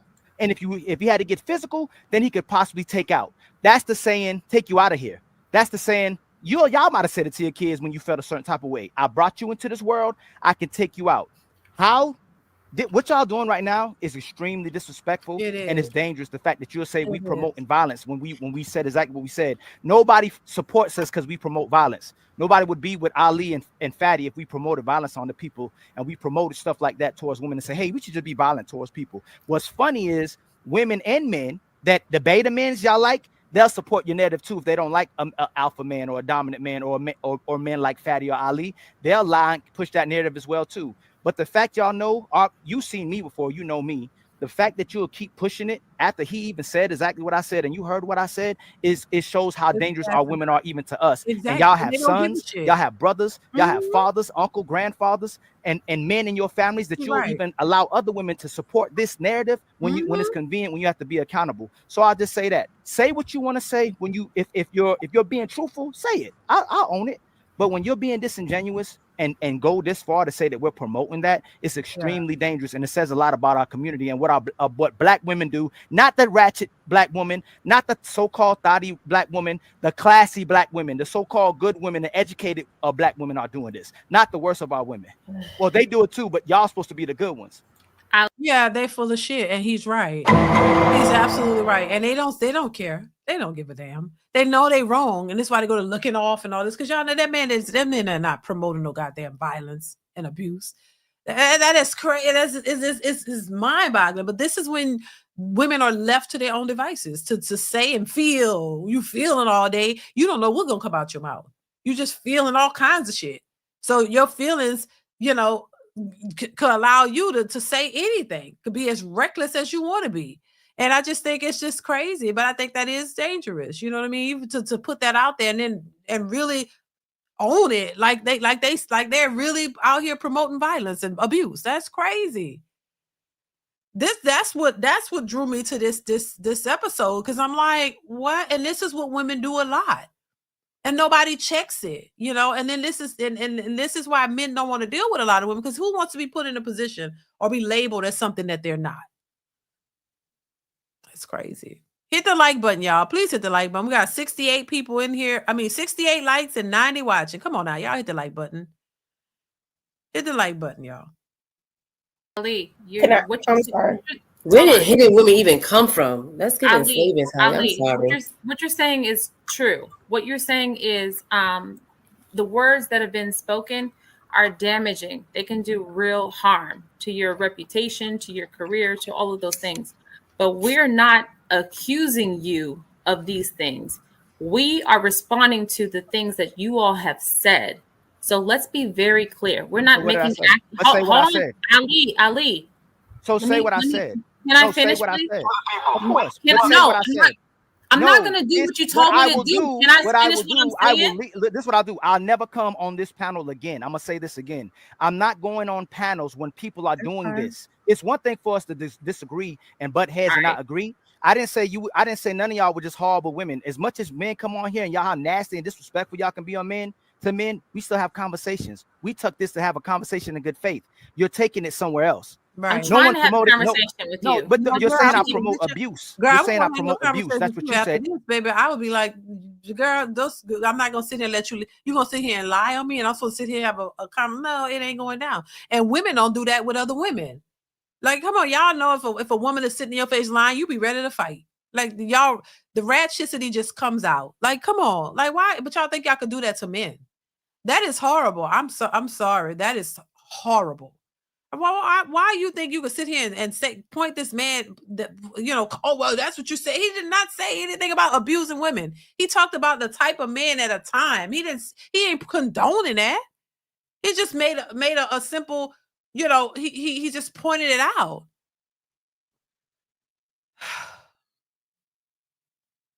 And then other ladies co-sign that. Do I promote abuse to women? We all didn't co-sign that. Ali, you did. I'm asking y'all, do I promote? Yes. So I promote abuse to women. The statement that you made seemingly promoted it. How? Y'all said y'all fine with men being violent towards men and your sons. So are you do y'all promote violence? You equated leadership with alpha. You equated leadership, alpha, abuse. You said the same thing. It's all the same thing. Let's say I did. You're a leader. You're alpha. Okay, so let's say I did. When y'all accepted it happening to men and boys, do you promote violence then? No. Not at all. We didn't even say that because when you Y'all were not gone, having- you y'all were not having gone. I conversation in really good faith. said. If all the women Listen. can sit here and say this, y'all not having conversation. I in good faith. literally never sat stopped there and us when we This is said what's that. dangerous about our society. Oh, This my was dangerous God. about our When society. did you stop us when we said if a man puts And the Nay, hands on I you asked or you grape you specifically, or and the fact grope that you? He said a like to sit child. there- He said a Well, child. no, No, I okay, said a okay, child. okay. Ali, Daddy, love said. Ali, She said Ali, it's that's not okay actually- against no, kids either. Ali, She that's said it's actually not okay perfect. against kids either because that They connotation. said daughter. abuse. You You could said you our could daughter. pop somebody, You but it ain't said our like daughter. abuse. Like Now, you, guess what, what you Nay? spoke to is abuse. No, You're Nay being said disingenuous. if you was a boy, that's okay. If he's a girl, she changed her mind. My question is simple, okay? Well, let's be fair. If a man gropes you on the street and I'm your boyfriend, do you want me to put his hands on him and check that motherfucker, or you want me to say, "Hey man, what do you want me to do?" I was just assaulted. You should definitely get him. I was just assaulted. You said a man on the street put his hands on me. Yes, I was assaulted. So you should okay. get him. Okay, so what about you, Ro? Should I put my hands on him, or should I just say, "Hey, he's not causing no harm. Like I'm not going to check him." Should I put my hands on him or not? You definitely should check him. Okay, what about you, Nay? Check them, yeah. What about you, Tay? We said this already. What though? We are. What about you, Dana? Like what? Ask somebody else. I'm not participating in this conversation. So let's leave Dan out of this. That was the point. You are okay for men to enact violence on another man or on kids because it doesn't affect you. But as soon as oh my God, but how we real don't is say this? about Hey, kids. Ham, Didn't they say yes right now? About kids right now. You Ham, 1 second. Didn't they say yes right now? Didn't they say that? No, Ali, please, No, Ali, because he please. clarified, Fatty. He clarified. He made sure before he left, he clarified, and Dana went right back. After you clarified how I went through the certain transition from going from correction to redirection to being physical or deleting him, Dana has made this show for the last 15. Ali promotes violence towards women. That's what she's went on, and the women co-signed it. So I haven't missed much. We've been talking about the same thing. Yes. I promote violence. You can't move on till you change the topic here. No. We're not moving on. Until this is addressed. Until this is addressed, this is what happens to men in real life. Men being accused of raping, men accused of doing some things to women. Dana went on a limb. See what I'm saying? That's enough. That's enough. That's enough, Ali. That's not what happened. And you know, you're not a fucking victim. You're not gonna do that. You're not gonna do that. You're not gonna accuse me of that shit. You're not gonna accuse me of that shit. That's not factual. Go ahead, man. Let's level set because simply hold on because. Oh, child, baby. Listen, I you know, that was hard. That was hard. That was hard. That was crazy. There's no way. There's no way. Darrow says, referring to modern Black women, you cannot mold stale bread. You sure cannot. That's the problem. And a lot of them are considered stale bread. And at this point, you know, that's all they're going to be because ain't nobody, you can't mold them. You can't teach them nothing. They won't listen. What's the point? That's what men are saying. What's the point? Thank you, Darrow. I appreciate you for the super chat. What's the point? You this is why they don't want these old stuck in their ways women because they're stuck in their way. They're going to believe what they're going to believe and they're going to be the way they're going to be. And that's that. There's nothing else that you could really do with that. I'm just saying. Oh, baby. Shout out to DJ Hamp. That was a lot. Shout out to Ali. Shout out to Fatty. This is just crazy. This video I was just in awe. I was like, what? How you go from having a conversation and stating a point to, oh, you're promoting violence toward women? Like, that is insane to me. But this is how these educated women think, baby. And if you don't want to, you know, men don't want to deal with these type of women with this type of mindset. It's like it's not productive. It's really not. But crazy as hell. I got another clip. We're gonna move on. I want to play another clip for you guys. I saw y'all talking about the Kelly Price thing. We could address it because I'm actually going to do a video on it as well. But that speaks to the modern sisterhood. You know what I mean? The modern women and the way they think and how they act is just insane. But I want to get to this little this clip that I have for you guys. I addressed this in another video, but I want to bring it up again because this was interesting as well. Make sure you guys are hitting the like button. We got 90 people watching, 76 likes. Come on now, y'all. Is it that hard to hit the like button? Hit the like button, hit the like button. Let's get the likes up, y'all. All right. Let's see. Let's move on. Here we go. I know this is going to sound real crazy. I know this is going to go over a lot of people's heads, but I feel like men who don't want to date women with children have issues with their own mother. Why? Because I don't understand a man who doesn't want to date women with children when you come from a mother, when you come from a woman. And I'm pretty sure your mom has children, which means you have siblings. So how do you feel about your mother? It doesn't make any sense to me. Some will say, well, that's his choice. He can feel how he want to feel. He doesn't have to date a woman with children because he comes from a woman. This is true, but I feel like you're projecting trauma onto other people because you haven't healed from whatever happened to you or however you might feel about your own family or about your own mom. Men who don't want to date women with children either don't like their mother or they have mom issues. Go get healed. Stop projecting your trauma on other women, other people, and do the right thing. Let me know what you guys think about that. Do you feel like men who don't want to date women with children are right in how they feel, or do you feel like it's their choice? Yes, their choice. Goddamn. Once again, educated women who seem like they have no goddamn sense. Use your goddamn brain. Why would you think that another person, a man that you don't know, but possibly could date, why do you think something's wrong with him because he don't want to take care of you and your goddamn kids? You got to ask yourself, to even ask that question is just insane. To even ask the question of, what do you think about men who, oh my God, he doesn't want to take on me and my kids, so he must not love his mama. He got work to do. No, maybe you would think a little bit, deeper to say, damn, he has priorities. He has standards. It makes sense. He worked on himself. Wouldn't it tell you something different, that maybe he's worked on himself and he don't want to take on you and your kids because that's a major goddamn responsibility? They act like it, y'all don't realize the importance of taking care of children. Y'all don't realize how how much that you would have to put into taking care of children. And just because you were reckless and irresponsible and you didn't consider all of the factors and all of the things that would go into you being a parent, and you made reckless, poor choices, doesn't mean that everybody else is doing the same. So why would anybody who's worked on himself and has standards and realize, hold up, I want to build myself up financially, I want a family, I want to get married before I have kids, I don't just want to bring kids into a broken situation, I don't want to have these kids all over the place.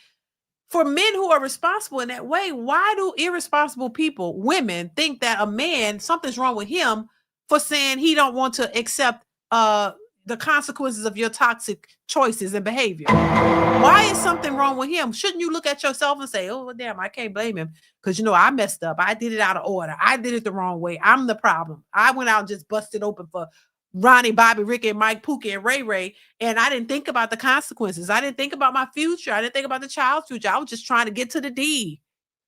And then I ended up pregnant, and I did it again, and I did it again, and then now I'm a 4-time baby mama with 4 baby daddies. Damn it, I messed up, and it wasn't until the 4th baby daddy that I realized I need to make a change because I really did it wrong. I didn't know anything. Whatever your excuses are, I didn't own them. Whether you was young and dumb, you didn't know any better, you didn't have an upbringing, you didn't have no teaching, whatever. Why not still just point you out? Shouldn't you be the problem? Shouldn't you be the one reevaluating your choices and trying to fix something that you created? But why does something got to be wrong with the man? Because he's saying, nah, I worked too hard on myself. And not even that, I just don't want it I don't have kids. And even if the man had 1, he got 1. He don't want 3 and 4. He don't want to take care of 3 or 4 of somebody else's kids. That's not his responsibility. And this is the part I think these heifers don't get. Y'all are entitled to something that don't belong to you. A man is not responsible for coming and taking care of all your children and you. That's not his responsibility. He don't have to want to date you. That don't mean something. No, he don't want to date you because he sees something wrong with you. You are the problem. You made these choices. You made your bed. You got to lie in it. He don't want to have to come and have to do all. That's a big responsibility. Y'all think of the financial load, the responsibility, all the stuff he got to do to take on you and all your kids. Where are they? Where are the fathers? Because that's who you need to be putting the responsibility on, the fathers. It just is all backwards. I swear. It's backwards. Whitney R., thank you so much for the super chat. Says some women don't believing abortions. That's why they'll keep the baby, not knowing it will damage the child. For as not having the dad in their life. Some people don't believe in abortions. I get it. You know, I don't believe in abortions. I just don't. That's just me. I'm like, look, if you gonna go lay down and have a baby and do and you don't protect yourself properly, had a baby. That child didn't ask for that. That child is the innocent victim. Thank you, Whitney R. I appreciate you. That child is the innocent victim in all of this. So, I just don't believe in taking a life. That's just me. But I do understand that, some people don't believe in it and they keep the child. And they don't understand the consequences of not having that father in the child's life. But my thing is why you keep doing it over and over again. Because see, if you do it once and you realize, damn, being a single mother is hard. I don't have support here. I was just getting to the D and I end up, it could have been a one night stand or whatever. You end up getting pregnant and you don't believe in abortion. Okay. And you have that child. It to me, I don't think it takes 3, 4, 5 baby daddies to realize that's not a good place to be. That is, that could be devastating for you and the children. But they don't learn. That's what I'm saying. It's, and I've seen this growing up. They're just having them back to back to back, different baby daddies. And some of them the same baby daddies, but the baby daddies are drug dealers and they getting locked up and getting killed. And you left holding the bag. Like, why? I don't understand. Like, well, that is not going to be productive for you or those children. I don't know why that's so hard for them to see. Thank you, Whitney. Once again, I appreciate you. Yeah, it's just crazy. And I understand people make mistakes, but Jesus Christ, if you keep doing it over and over and over, it's not a mistake anymore. It's a willful act. You didn't learn from the first time.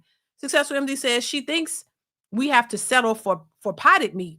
I don't know why they think that though. Successful MD, thank you for the super chat. Why do y'all think that men, because the crash dummies of back in the day, because they did it and they saw their mamas deal with them kind of dudes and they just thought, oh, this is what they're supposed to do. No, thank you, Successful MD. I appreciate you. Oh, this is what they're supposed to do. That's what messed them up. You saw your mama with these dudes who was coming in and taking care of you. You had a stepdaddy. Hell, I had a stepdaddy. So they just think, oh, stepdaddies, is a thing. That's what you're supposed to do. No. Those men didn't know. They didn't know any better. They thought it was an honorable thing. Remember?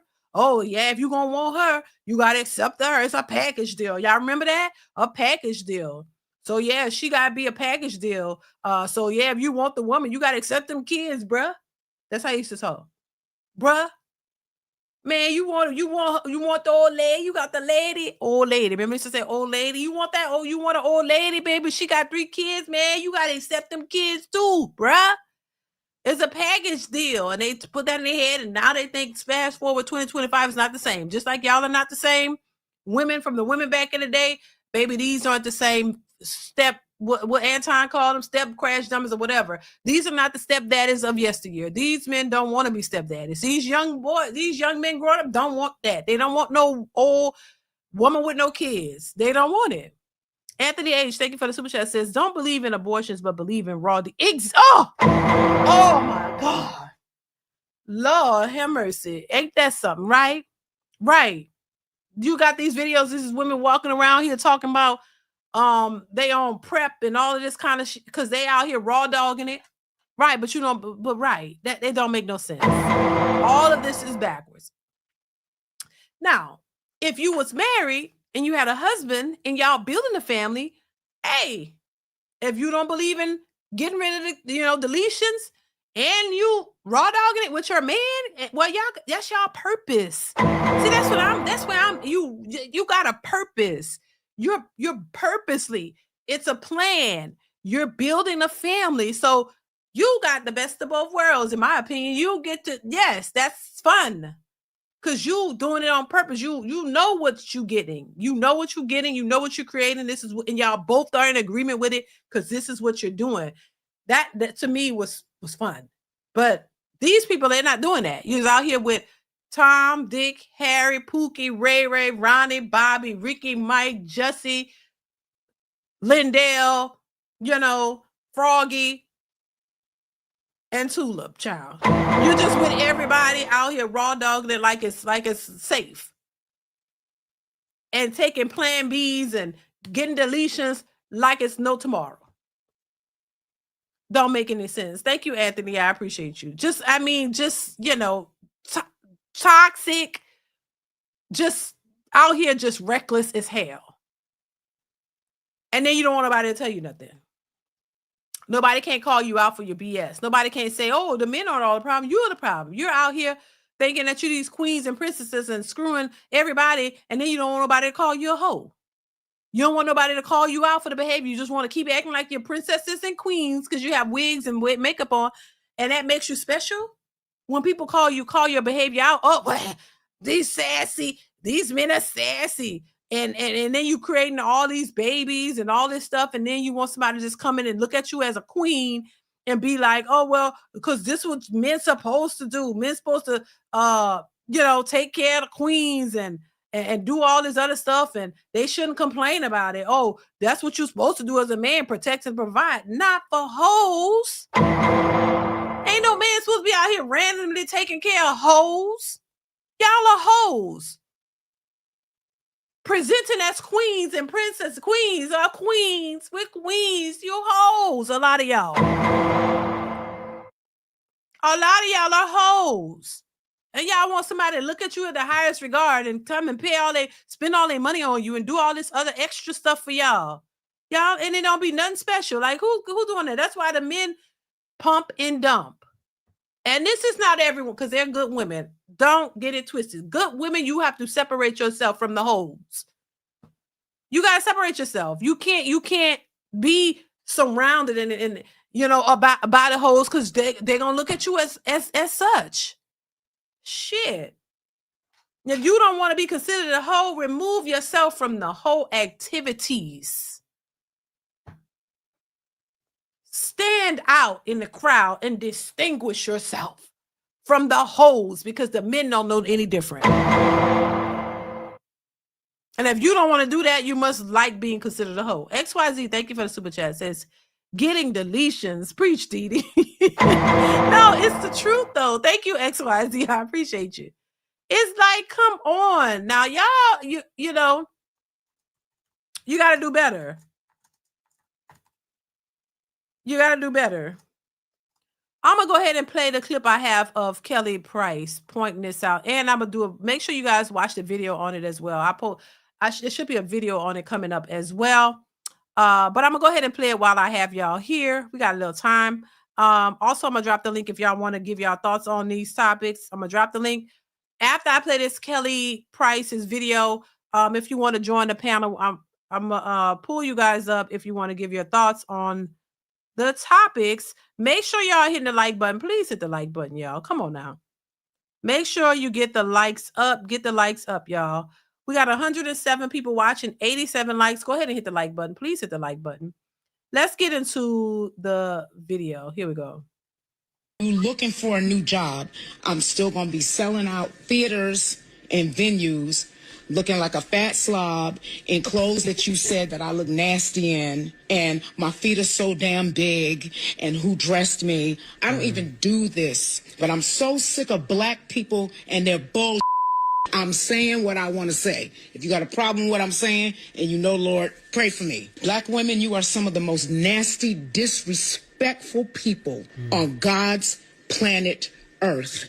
The things that you say about other black women, but you're an activist and you are educated. Find yourself, because a degree does not give you class. Find yourself, because a degree ain't gonna get your stupid into heaven. Find yourself, because being a keyboard thug on social media ain't gonna do nothing but your whipped when somebody walk up on you that don't know, that you don't even know is watching you.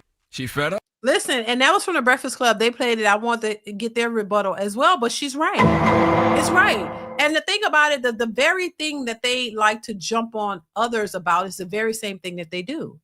So a bunch of people on the internet, you know, and it's not unusual for celebrities to get criticism, just in anybody that's on social media. Honestly, it's a part of the territory. Okay, so I'm not. You look, anytime you go on these social media streets and say something that these people don't agree with, you're going to get backlash. I get backlash. Everybody I'm sure gets backlash. It's a part of the territory. So I'm not oblivious to that. I get it. I get that that's comes with it, right? So as celebrities, you know, because back in the day, Kelly Price been around forever.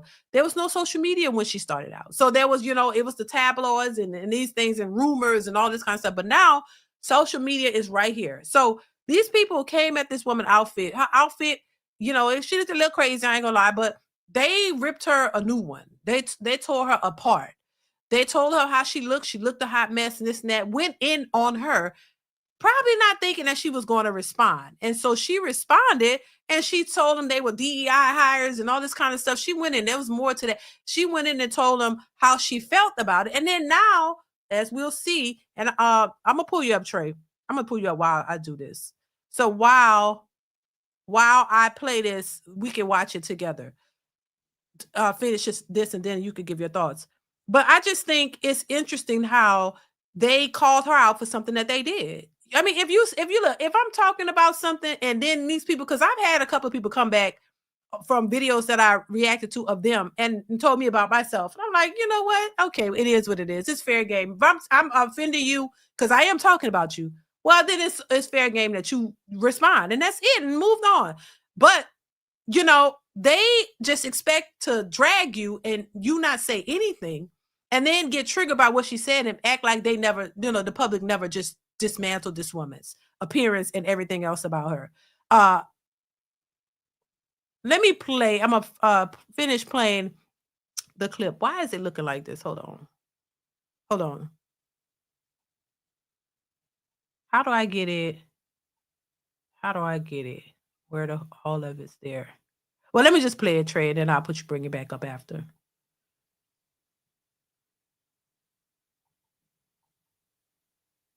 Why is it not playing? Let me remove it, put it back. Okay, that'll work. Let's see. Why is it not playing?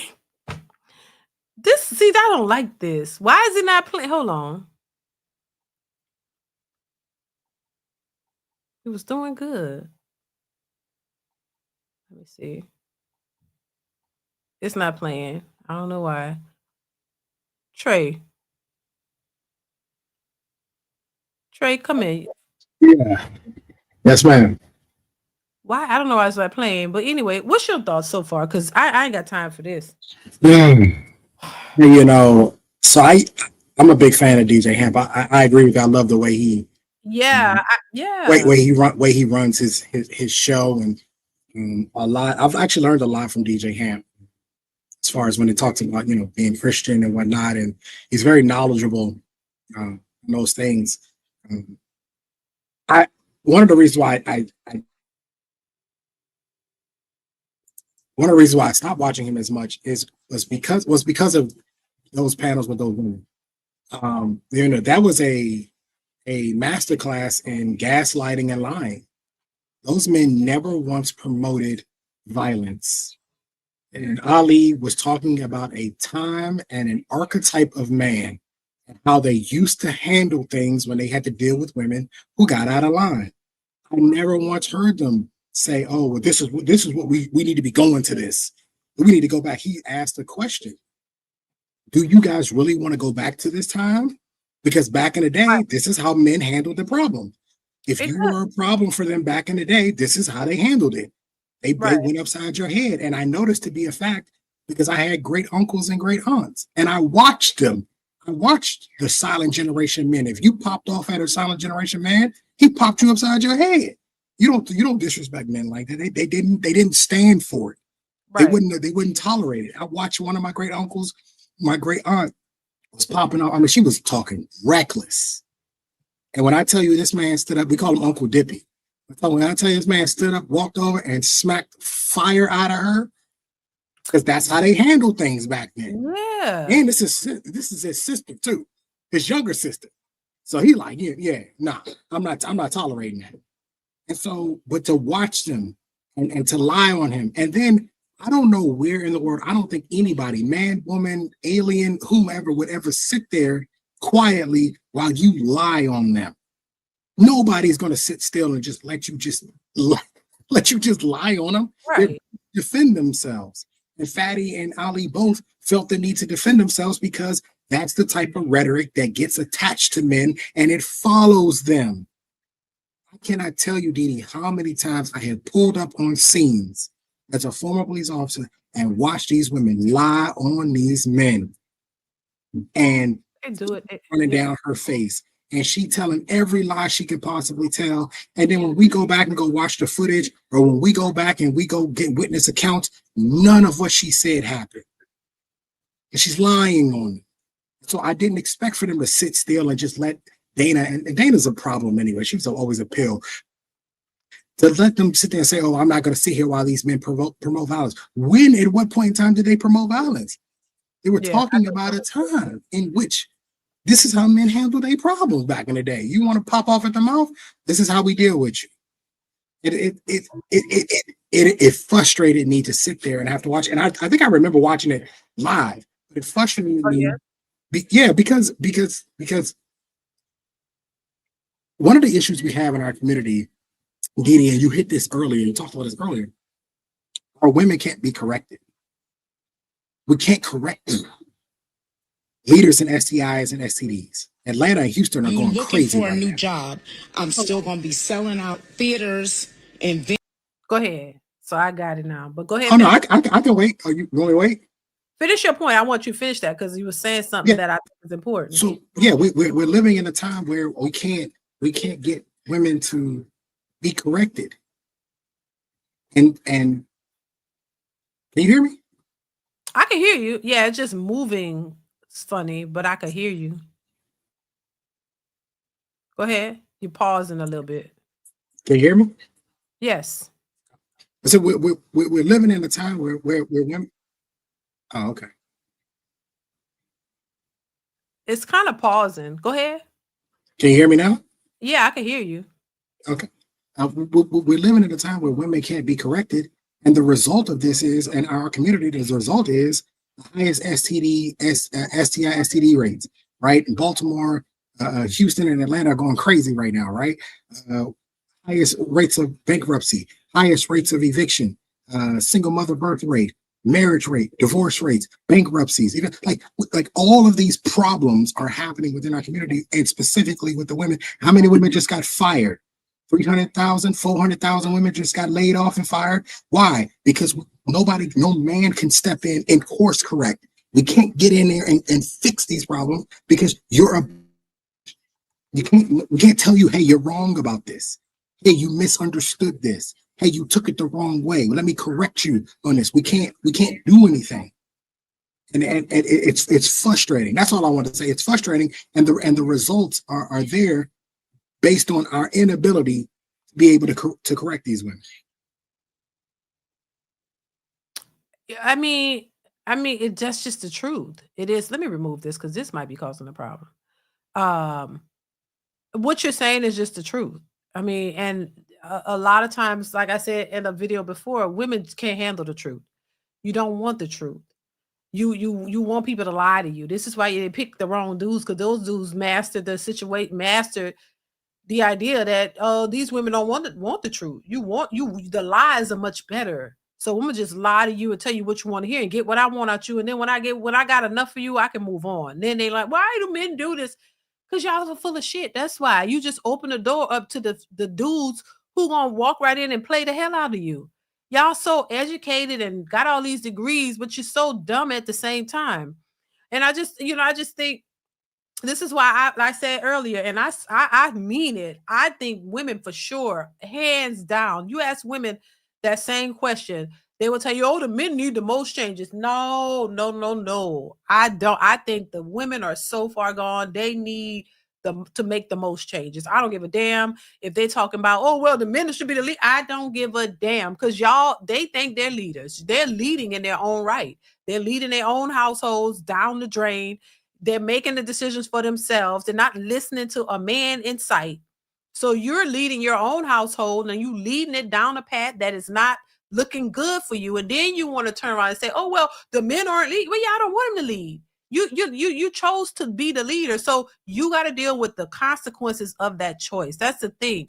Bottom line, a lot of these women don't like consequences. They want to have free reign to do whatever they want to do and just still expect greatness. Like that's what I'm saying. You go out and bust it open for all these niggas and have all these babies out of wedlock.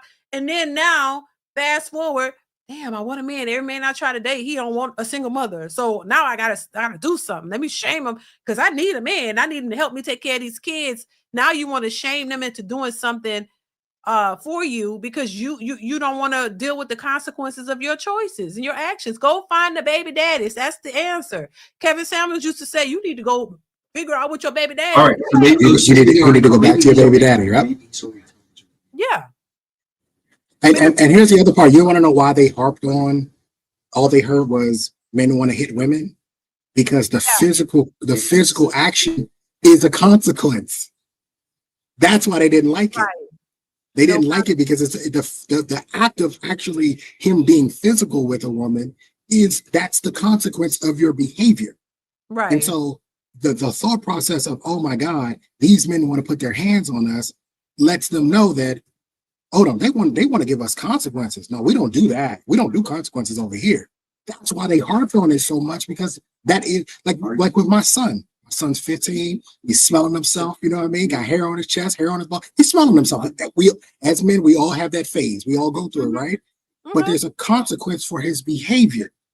And I thought Ali asked a great question when he was asking, is it okay for men to be corrected? Is it okay for children to be physically corrected? Because he pointed out the flaw is, wait, so everybody else can be corrected but y'all?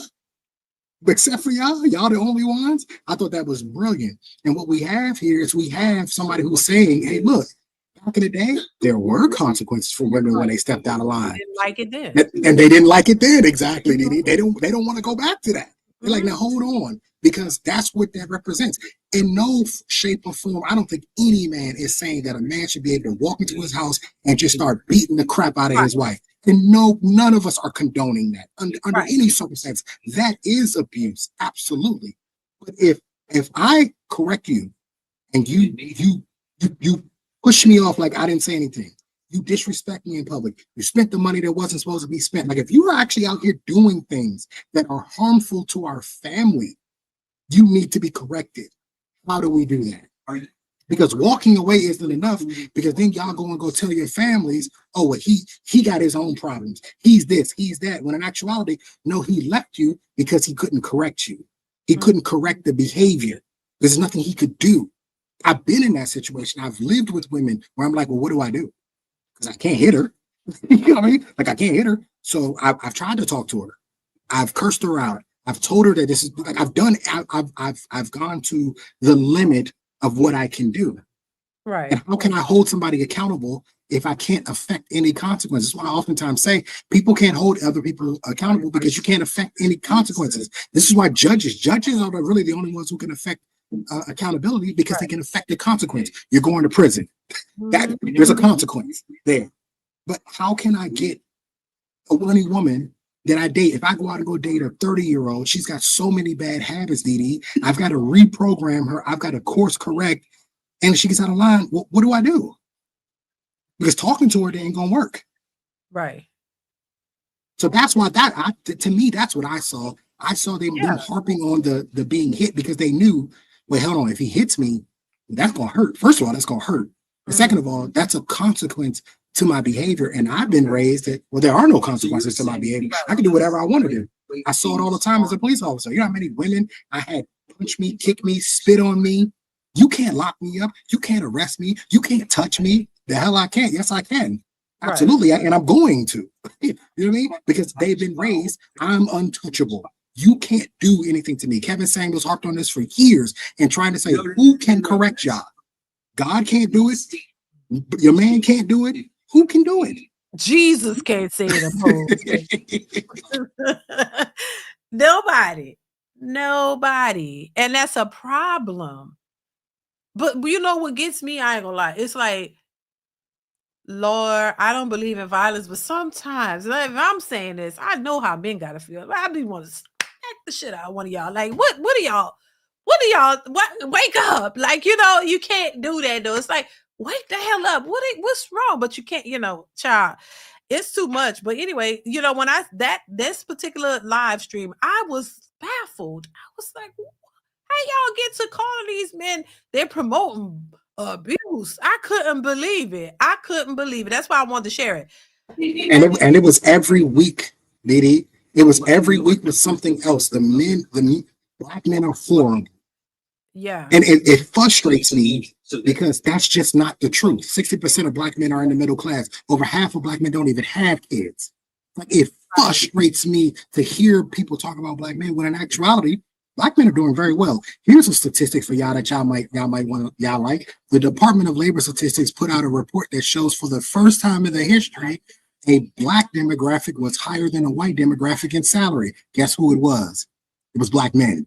Oh wow! Black men for the first time had jumped above white women. We had jumped above white women. So it was Asian men, Asian women, white men, black men, white women for the first time in history. Black men are doing well, and I've said this before. I just told an Asian girl this, and she was like, "Oh, I want to get married." I said, "You better go and go get you a black man, because black men are thriving right now." She's like, "I love brothers. I love black men." I said, "You better go get you one. Get them now, because eventually ain't gonna be nothing left for y'all." Because other groups of ethnicities are starting to notice this. They're starting to see black men are doing actually pretty well out here. They're doing very well. We're starting to see that. Now, good. There's always going to be the Pookie Ray Rays and Nug Nugs. That's always going to be there. But again, that's a minority of black men. Majority of black men have trades. They have education. They have jobs. They have savings. There's Forbes put out an article that showed that the largest, newest group of investors in the stock market were black men. So when I hear this stuff of black men, well, what about the prison population? The prison population of black men is minuscule. It's almost 23 million black men. We're talking about maybe less than 1 million black men actually in prison. We're talking about that many. Right. That's what they like. They like to push this narrative that black men isn't black. No, black men are doing well, extremely well. Black men are traveling. The increase in black men getting passports and traveling the world. Like, black men are doing a lot of great things. But yet we have our own women at times, DeeDee, that want to, like, they firing shots at us. They keep wanting to pull us back. No, black men have started to figure this out. And here's the last thing I'll say real quick, DeeDee. When you look at the marriage statistics, black men, and within the next 20 to 30 years, black men are going to have the largest. We already do. Well, we're gonna widen the gap of marrying outside of our race. We're already at 15%. That number is going to jump even up closer to 30%. You're going to have 60 to 70% of black men are only going to be married to black women. And that number is going to keep increasing year after year after year because of what we saw on that panel. That's crazy. What's going on, C. Irvin? Hey, how you doing, guys? I'm good. We're good. What's your thoughts on that video?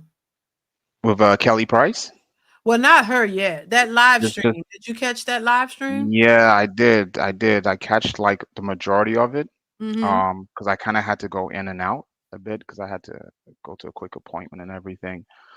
But yeah, like, I think it's more of, like I said, it's more that they're not really using active listening. They're not really listening to what's being said, and it's just all just selective hearing, when it comes to having dialogue with black men, Mm-hmm. And just to the topic as well, I think a lot of women go for these bad boys because of the fact that they're unpredictable. You know, they don't necessarily want to go for the quote unquote nice guy because regular and doing the same thing in their eyes, you know, is boring.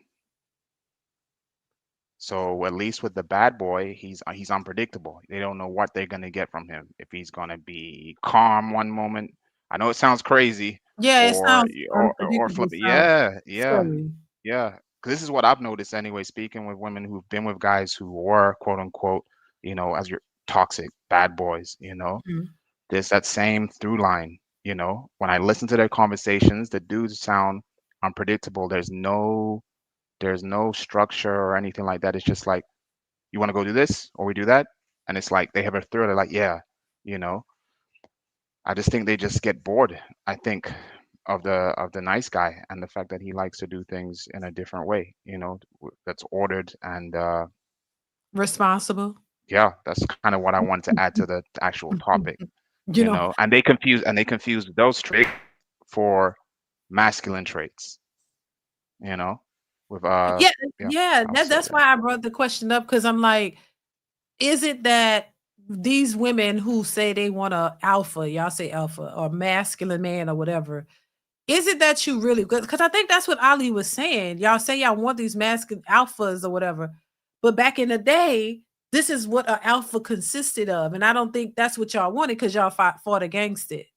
But you keep saying that and not really, but and then looking for men who fit that criteria, right?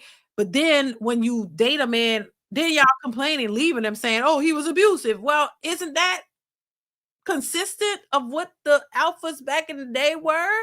So I think women are confused. I think they're confused on so many levels, and they don't see it. Either they see it and they just acting like they dumb, or they really don't get it. But I know. And not only that, DeeDee, they also have been mistaught about what a beta actually is. See, there's this idea that a beta man isn't masculine. That's not true.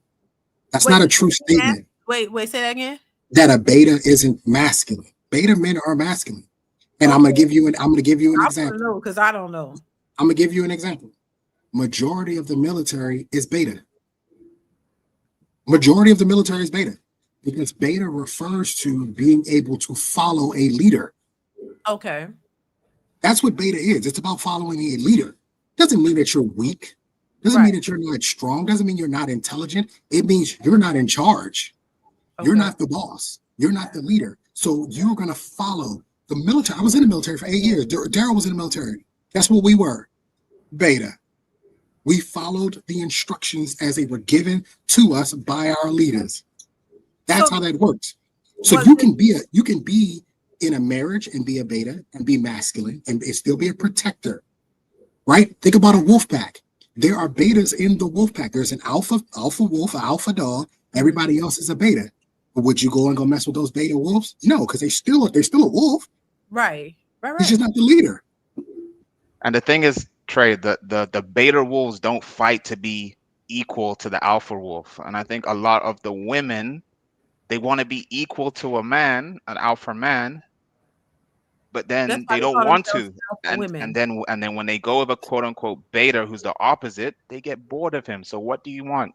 Do you want to be equal to a man, or do you want to be with the type of guy who just nods his head and says is a yes man and so forth? And then you get bored, and then you get tired of him. Yeah, they don't then want you miss the unpredictability. You miss the chaos. You know, and not only not feeling inferior. You miss. Like, I know it sounds crazy, but they miss that. You know? and not only that, betas don't challenge the hierarchy. They don't challenge it, right? That's what I said. Yeah. Right. They understand their position in how this works. Right. Well, it's not my time right now. It's not time for me. Take a Pride Alliance. There's male lions in there. They could challenge for the lead, the leader of the Pride if they wanted to, but a lot of times they wait their turn. Nope, it's not my turn yet. It's not my time yet. I'll wait. And they're beta. They follow the leader. So we have this idea that if you call somebody a beta, like, oh, he's a weak man and they don't understand what it actually is. And actually the alpha, beta, omega, sigma, zeta, delta, it's actually great descriptions of men if you actually understand it. When you actually get it and understand it, it actually does describe. The truth of the matter is, I'm going to be quite honest with you, DeeDee, Most women have never even dealt with a real alpha. They've never dealt with one. They've never seen one in real life. Because one thing that Ali said that was true, alphas do whatever the hell they want to do. Mm-hmm. Who gonna stop them? They're alpha, they top dog. They do what they want to do. They make the rules as they go along, right? But there's also this thought process that alphas are like mean and angry all the time, and like they're the worst. You can have a benevolent alpha. There have been kings that have run kingdoms, and they were benevolent. He's still the king. He's still the top dog, but he was benevolent. You can't control an alpha at all. And I think that's something that they don't get it. You can't control him. He does what he wants to do. And if you come across an alpha that's benevolent, well, most times that's really what they want. They want the benevolent one, but they don't understand. Alphas do whatever the hell. If he want to sleep with somebody, he gonna do exactly what he wants to. Right. You can't stop. Right. And you're replaceable because he's the top dog. So he can get another you. It's gonna be harder for you to find another alpha. But let me ask this straight. Why do men, because I hear this alpha, beta, conversation. I've heard them on social media. Why do some men, when they get mad at another dude, they call you a beta, nigga, you a beta? Why? It's because they make it seem like it's a bad thing. The same reason why women, when they get upset with each other, they call each other hoes. Because they know it's a sticking point. They know I got you. It's the same reason why they call them gay. You are this, you are that. It's just to get at him. Right. He may not actually be. There's also this thought process that if you go fight a beta, like, oh, you could just beat up a beta. That's not how it works. That made me think of women who say they want a 6 foot tall man because he could protect them. Like short men can't fight, baby. That's no. That's actually the worst. It's actually the opposite. It's the opposite. Of all the fights that I've been out on the streets when I was patrolling the streets, the dude who was 5'6", 5'7", 5'8" gave me hell. I was like, damn, I really gotta fight this dude. Yeah, the dudes who 6'4" are easy. They're easy to fight. It's the guy. Look at all your UFC fighters. How tall are they? Yeah, 5'7", 5'8", and will destroy you.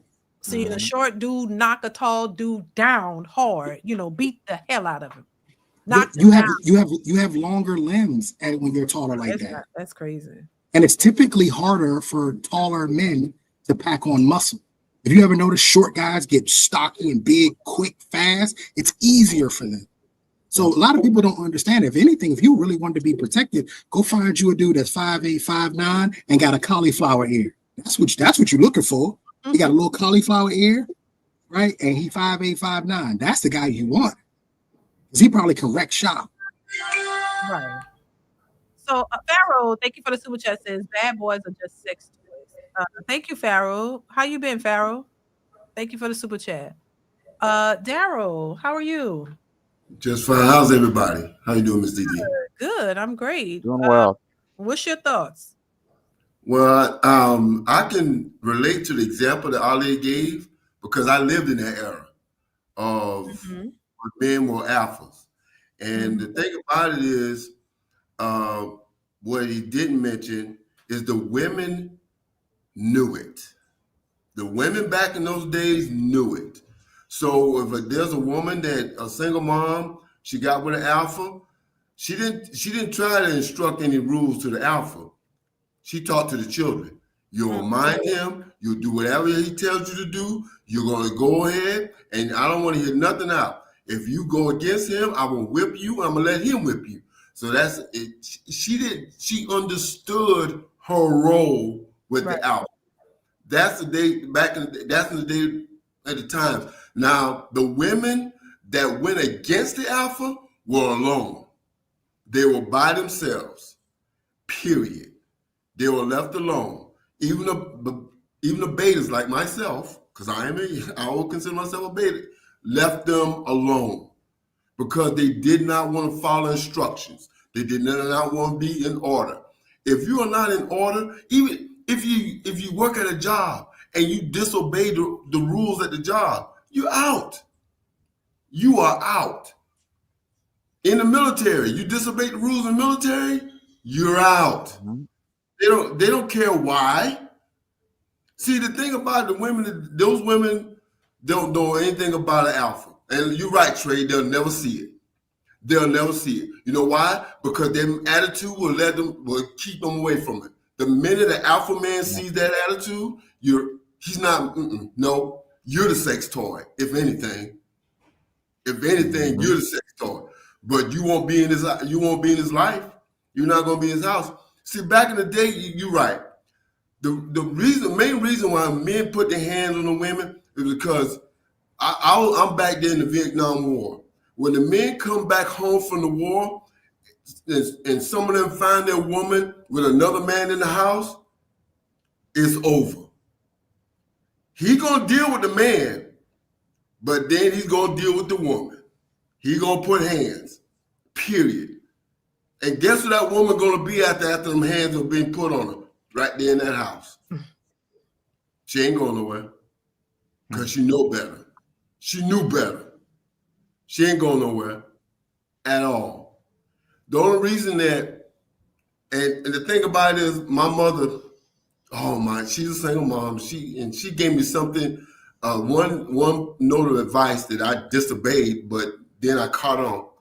She said, never, ever give a woman money. If she ain't your wife, don't give her a dime, period. Because if she want to be with you, she going to be with you. You ain't got to have nothing. She want to be with you because she want to be with you. But once you give her something, money, then it's over because it's all about her after that. But getting back to the alpha men, I grew up around a lot of alpha men, a lot of them. And they place hands. Everyone I know.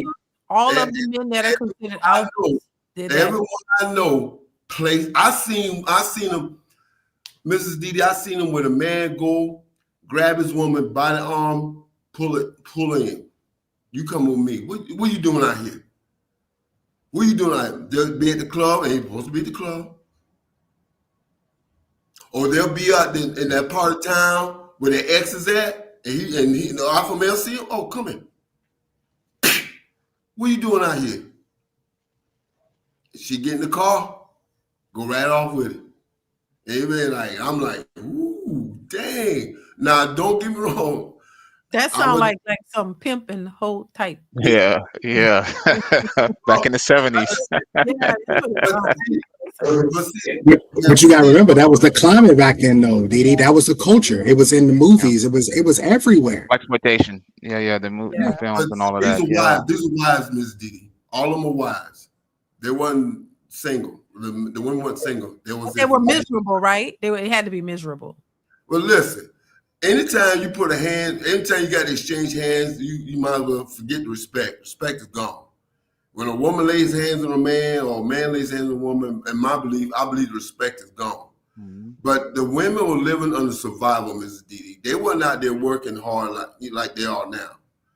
They pick a man that can provide them with the lifestyle they wanted or provide them with a home and not have to work because they didn't want to be in the streets. That's the one thing they didn't want. They didn't want to be in the streets. And they didn't have the freedom like they do now or the education like they do now. But back then, it was like, I need to find a good, hardworking man and live under his rule, period. Daryl, I have to ask you something, though, Daryl. Don't you think it's not so much different now? Cassie's a good example. It is different now. I think it's kind of the same, though, as well. It is different now. Because you know why? Because the women won't compromise. But they will if the bag is big enough. But they never alpha male, there's no compromise. No, I mean when I say compromise, I mean they'll put up with certain things. No, just like back then. They'll put up with everything. No, the women are nowhere near like the women did. Because the women did, let's see, my cousin, at age 15, she said at age 14, said she wanted to be a housewife. She was 14. Mission accomplished. She found a man, and the man for 25 years, she didn't have to work nowhere. And she was well provided for. The women nowadays are not like that, but they can have it. They can have it. But guess what they don't want to do? They don't want to be ruled over. They don't want to follow a man's program. If you trust a man's program, he will give you everything you want. You don't have to worry about jail. But the women here, just like you heard on that panel, they do not want to follow a man's program. Well, they do want to follow a man's program. Job program. There you go. Program. There you go, That's the Sierra. program they're following. They follow the corporate program. They follow in the local government that they work for program. Because as far as I'm concerned, corporations are worse than a man. They tell you what time to be to work, what to wear, when you can go to lunch, how long you can go to lunch. You're going to work holidays and weekends. Don't tell me that being with me is worse than you going to go work that corporate job. And they're going to give you pay that's below what you should be getting paid. And they're going to tax it. You mean to tell me that being with me is worse? There's no way in the world. There's no way in the world. Trey, that's what it's saying. That's what it's saying. Well, it's because they have the illusion of independence. It's one thing that they do. That's the word. It's an illusion. It's not a real thing. First of all, let me be very clear. Nobody walking this earth is independent. None of us. We are all dependent to some degree. If my house catches on fire, I'm not putting it out because I don't have the utilities and tools to be able to do that. Right. I have to call somebody to come do that for me. I am dependent on the fire department. We are all dependent. I have sexual needs. I am dependent on a woman. We all are dependent to some degree. And it's one of these things that irritate me. It's an illusion. But these corporate jobs give them this idea that you are independent. And I've said this before. If you owned a company, DeeDee, and you knew that you needed workers for the next 100 years, wouldn't you push feminism? Wouldn't you push independence, knowing that you could have women work for you for the next 100 years? Because as long as we take them away from the man, they're going to have to go to work. See, if you get with me, I'm going to develop a plan that you don't have to work anymore, sweetheart. That's what I'm going to do. I'm going to put you in the pocket and say, hey, you're going to get this job 10 more years and then we out of here. We're going to be sitting on the beach somewhere in Florida. They know that about men. They know that that's how we think. We're not going to do this forever. I'll give you 20 years. After my 20 years, I want my pension and I'm out of here. They know that, but they know that women don't think that way. They know that women think the other way. So they're going to get 40 years out of her. They're going to get 20 out of us, but they're going to get 40 out of her. They're going to get 50 out of her. And so that's why they keep pushing it. You don't need no man. That's why they keep That's if she can make it, Trey, mentally. So retirement. That's if she can make it mentally to that point. And physically. Hang on, see, Irvin. So what do? They start funding programs to help her with her mental. DEI. See, it's all a plan. Yep. It's all a plan to keep you where they want you, which is at work, sweetheart. They want to keep you at work. Because guys like me are gonna look at you like I used to tell my daughter's mom. She's like, yeah, but we can retire in 25 years. I said, baby, we're not gonna make it 25 years. I don't know what you're talking about, but we're not gonna be here 25 years. I said 12 at the most. I gave them 6, DeeDee, and I was gone. I said 12 at the most. She said, well, how are you gonna do that? I sat her down, walked her through the whole investment portfolio. I said, this is how we gonna do it. We're gonna have the same amount of money coming in from sitting on our hands at home that we would getting up and going to work every day. I'm gonna make sure of it. They don't want guys like me to marry women like them because I'm gonna get you up out of there. So they keep pushing feminism, to keep pushing it because C. Irvin gonna get his wife up out of there. I'm not gonna let you sit here and make somebody else rich. Are you crazy? Are you crazy? You give a little bit of years and then we out of here. And so they keep pushing this and they don't understand it. So there are no disrespect, but to your point, they absolutely love working for a man. It's not me. You don't want to work for me. You'd rather work for as they refer to as zaddy, the zaddy government or the corporate structure. You'd rather work for them, even though they don't have a plan for you to get out of this. There's no plan for you to get out of this. They want you to work until you can't work no more. Trey, that's their pimp. That's their pimp. What's the difference between a corporate and pimp? What is the difference nowadays? What is the difference? Nothing. A pimp tells you, Trey, Daryl, DeeDee, a pimp tells you you're gonna look good, you're gonna be independent, you're gonna look fly, sexy, you're gonna have your own stuff, you're gonna have your own place. It's an illusion. The pimp has given her an illusion of independence, but she doesn't have that. And meanwhile, never putting the money in her actual hand. The money's never actually in her hand. Well, yes, they did put the money in her hand because they did welfare. That was the biggest con of the government. When they put it out, they put it on a card. No. In my day, when they first started out, I know you actually had food stamps. You actually had sheets of paper. I know. And cash money. They gave them free housing and cash money before food stamps. So they gave them free. They gave money and a free housing that was specifically for the women. But one thing you need to do: no man can be in that presence. But we're gonna make you independent, and we're gonna give you the free housing, and we're gonna give you cash money for your utilities, for your food. And then that's when they come out later on with the food stamps, because they were because they was using the money on other things other than what it was supposed to. But then they did that. Now we're gonna give you your independence. This is why, and up until that time, until now, that's why women rather do what it takes to take the class. They rather do what it takes to do the job, but they don't want to do what it takes to keep the man. And that started back. That was the biggest con when they did welfare. When they did that, and the only reason they came out with welfare at the time because of the time during war. It was time during war, and the men were not coming home. So they had to do something for the women that were married and their husbands were deceased and died during the war. And that was one big thing that was happening at the time. So they had to do that. So I get it. But when they kept it, and when they said that, okay, we're going to make it open to everybody, all the women, but you got to keep the man out the house. Allah, it's been a snowball rolling downhill ever since the 60s. Ever since. Now, women do feel like, and specifically, I'm going to talk specifically Black women. Black women feel like, I don't need a man. I got the government.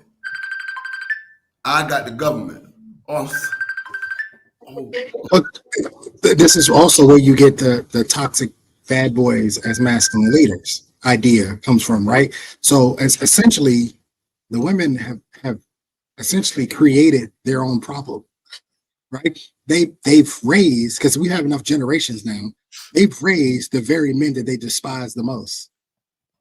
They raised them. These men and the toxicity that comes along with them. Again, the toxic bad boy is going to make sure you go to work. You got to go to work. He going to lay on your couch. He going to play video games and he going to drive your car. A man like me who's not, well, I could be toxic, but overall I'm not toxic. But a man like me is going to make sure you have your own car, and we're going to get you out of work. I'm going to take the 40 hours off your plate. I'm going to take the bills off your plate. We're going to get that up out of there. Whereas the toxic bad boy, he going to put more on your plate. He has now become a liability. And they, for whatever reason, have associated this. When you add in social media, you add in TV and movies that have perpetuated this idea that the thug is the tough guy and he's the protector. And like when you wrap all this up, they believe that this is what masculinity is. When in actuality, it's none of it. That's not masculinity at all. That's the point I was really trying to. That's what I was pointing out, because to hear women constantly say or try to make the distinction between masculine and feminine men, and that make it seem like the masculine men are superior and that's what you want. And if we look at your track history of the type of men that you've chosen, you think that they were masculine, but they were everything that you didn't want. You gave babies to men that supposedly the type of men that you want, that supposedly these masculine leaders in a sense, when they weren't really that. They just, you looking at them, I guess, I don't know. That's why I was asking, like, are the toxic men, are women looking at men who are actually toxic and saying, oh, these are the masculine leaders because the bad guy, the excite. Honestly, and I'm gonna stop saying that because I don't think nothing's exciting about you going to jail and getting into trouble. That ain't exciting. It's stupid. Yeah, it is. That is that excitement that they're not responsible. To be irresponsible is exciting to you, and if you see that as something that's exciting, something's wrong with you. Because you shouldn't be looking at an irresponsible man with his jeans sagging, and he got multiple baby mamas, and he got some swag because his pants are hanging out and he's smoking weed or whatever on the corner with a do-rag.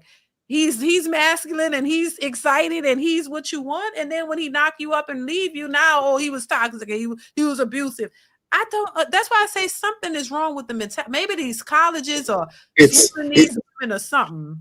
It's called hybristophilia. I put it in the chat, and this is what a lot of these women. Hybristophilia.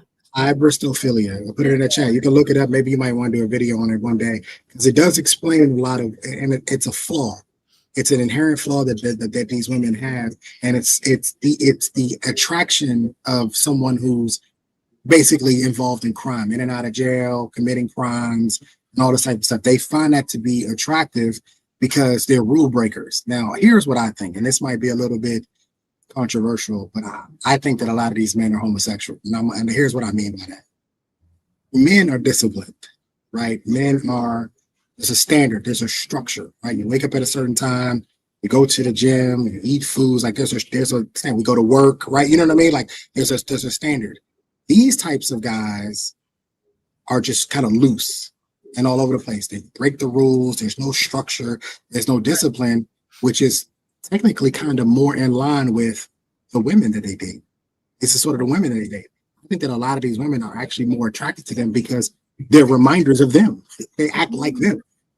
That's who they are. These guys, there's no following. Like he's out on the corner till 2 a.m, whereas a man who's got a life and structure, he's not out on the corner at 2 a.m. As a matter of fact, he's in the bed sleep because he's going to be up at 6 a.m. He got to go to work in the morning. Exactly. You see what I'm saying? Yeah. So they're more attracted to this because it's more like them. They're not actually attracted to masculine men. That's why they deem these. Yeah, they deem these men to be masculine, when in actuality he's actually more feminine than anything. He is, because he's attention seeking. He's attention seeking. Exactly. The guy who's involved in all of this is just an attention seeker. Yeah. And that's what they align. That's what they align with. Yeah. He want to take more pictures than you do when y'all go out. He got to put this on his Instagram more than you do. That's not a man. Men don't do that. I got an Instagram. I barely even deal. I feel like we don't. Men don't do that. Right. We don't do that. Right. I have a question for you, Mrs. D. Yeah. On the part where you was talking about the toxic men, how women prefer toxic men, is it masculine or toxicity? Yeah. My question is, do women want the type of man that's masculine and toxic? And with that, do they also want the control of that man? Yeah, I do. I think women want the control. Women want the very things they complain about in many cases. Like you complain about a toxic man, they complain about a controlling man, a man who, a narcissist. But a lot of women are exactly that. They want to be able to tell you what to do, when to do, how to do it. They want to they want you specifically for them so they can tell you what to do, even though they don't want a man to tell them what to do. A lot of times they want to be the ones to control you, for sure. I think they want to get the man that they want, and they want to be able to control him. The type of man that they go for, though, he's not going to allow them to control them. That's the problem. I think that it's a dilemma in what they want. This is why you hear women say sometimes they have to have 3 or 4 men to be the one man that they want. So you get all of the parts of a man that you want in multiple men, which is crazy. But that's how some women are operating. They're like, he good for the sex.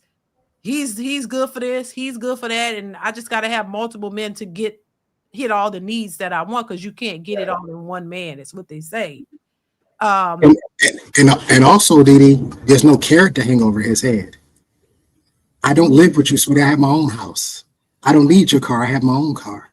I make more money than you. So there's no carrot for you to dangle over my head. Whereas with these guys, right, he's living with her, right? He's waiting on her tax return to come in so he can spend it, right? There's the carrot that she can dangle over him and control him with certain things, not to mention the sex on top of all that. But you can't do that with guys like me because, well, I need sex from another woman. I don't need you. I just find somebody else. You know what I mean? There's no carrot to dangle amongst men who actually are on a ish. You can't really do nothing with them. And that reminds me of the video of the woman who said, "You know the type of man I hate the most? The man that knows his work." She said, "I can't stand those type of men." Why? Because you can't do nothing with them. Right. But that's what they're mad about it. They mad because they can't get that control from the guy that they really want. That's the problem. That's why they say they're not gonna settle, because you're not gonna settle because the guy you really want, you can't control him. It's just you're not gonna get what you want fully with him, but that's what you are attracted to. So you're attracted to a guy that you know you can't control. It's just weird. I swear to God, I the dating pool and how women think and all this is just a mess. I really don't fully understand how these women are moving and thinking. It's just confusing to me, for real. Let me tell you who's to blame though. I can't get it. Let me tell you who's to blame. It's not them. It's not. I know we want to blame the modern women, but it's not them. The men? No, it's their mamas and grandmas. Oh, child. Your mama and your grandmama are supposed to teach you. And like I said before, one of the very questions that I'm going to ask if I ever do decide to get married, one of my very first questions is going to be, who taught you how to be a wife? Who taught you? Who taught you? I want to know who taught you. Where did you see it? Did you see your mama do it? Most women grew up, and it doesn't mean that she can't be a great wife. You're a prime example of a woman who it can be done, but it's a question that needs to be asked. If you don't see it, how do you know to do it? You didn't get a chance to see it. My dad wasn't around. How do I know how to do it? I have to be able to answer that question. How do you know how to be a good father? How do you know how to do it? Because your dad wasn't in your life. How do you know how to do it? Well, I had my uncle. My uncle was in my life, and I had my cousins and my big, this, and I watched them father their children, and I picked up from them. You know what I mean? You have to be able to answer the question. We have a lot of women today that mama didn't teach them because mama was single and independent, and grandmama told them, don't get with no man because he gonna control you and he ain't gonna let you spend no money. And girl, I wasn't even able to get a credit card till 1977. Like that's the stuff they gonna do. So who taught you? Who taught you how to be a wife? And the answer is going to be nobody. Okay, well then why would I waste my time, my resources, my energy, my emotional intellect, my emotional equity to be with you knowing that you're not prepared for this position? You're not prepared for it because nobody taught you. Everything we do in life, somebody taught us. The way we speak, walk, cook, everything, somebody taught us how to do it. Either we picked it up from somebody else or somebody specifically held our hand and said, this is how you do it. But for whatever reason in the Black community, we don't have women teaching these girls how to be wives. And that's an issue. See, I'm going to go back to something you brought up earlier. And you said that the women, they're like women nowadays, like this nowadays as it was in the past. Have either one of you men heard a woman said, what does she want to do for a career was be a wife and mother? I have, but it's very few, Daryl. But then again, like I go back to how they were raised, their mom and dad, how they are in the home, like the representation that she learned of what femininity is, how she views her father, So it was very new. I definitely did experience it with very few that I can think of off the top of my head. But, it's far between. It's far between because a lot of these other women are chasing the influence of, as we've been talking about, perceived control, perceived independence, So that's what's more attractive to them. It's more attractive to turn Mr. Toxic or try to turn or control Mr. Toxic and tame him into something else. It's more of a thrill for them, than to do the opposite, than to actually work on self, deal with your past traumas of how you were raised, because it stems from there, as Trey was saying. All of this stuff that they're doing, it stems from their childhood, but they're not taking a step back, I think very few women do that. And Trey, to go what you said about where when the people grew up watching the men or watching the women, when I went into the workforce, the minimum wage was $1.89 an hour. That was the minimum wage.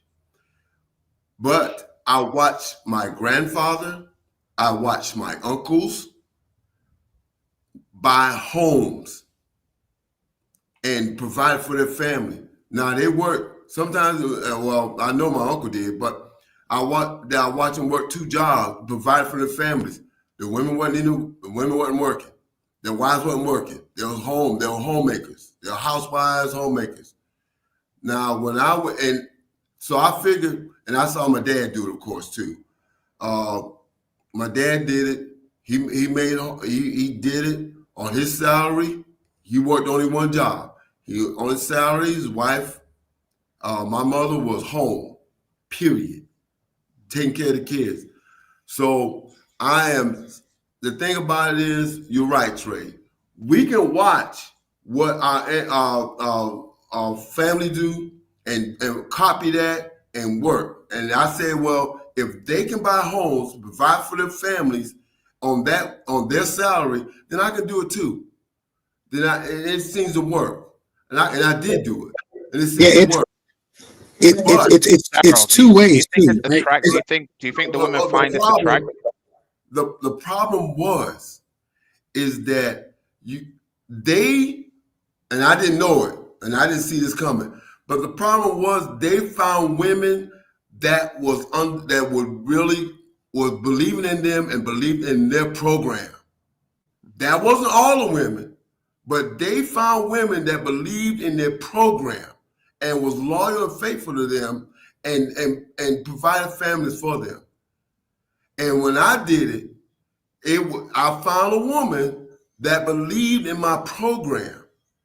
The problem, and getting back to UC Irving, the problem is the women think that they need this much to have what they want, and it's so selfish. Because if you believe in a man's program, you can have whatever you like. But the thing about it is, you don't want to believe in the man, but you want this off of you. You want this masculine man. And Trey, you're right.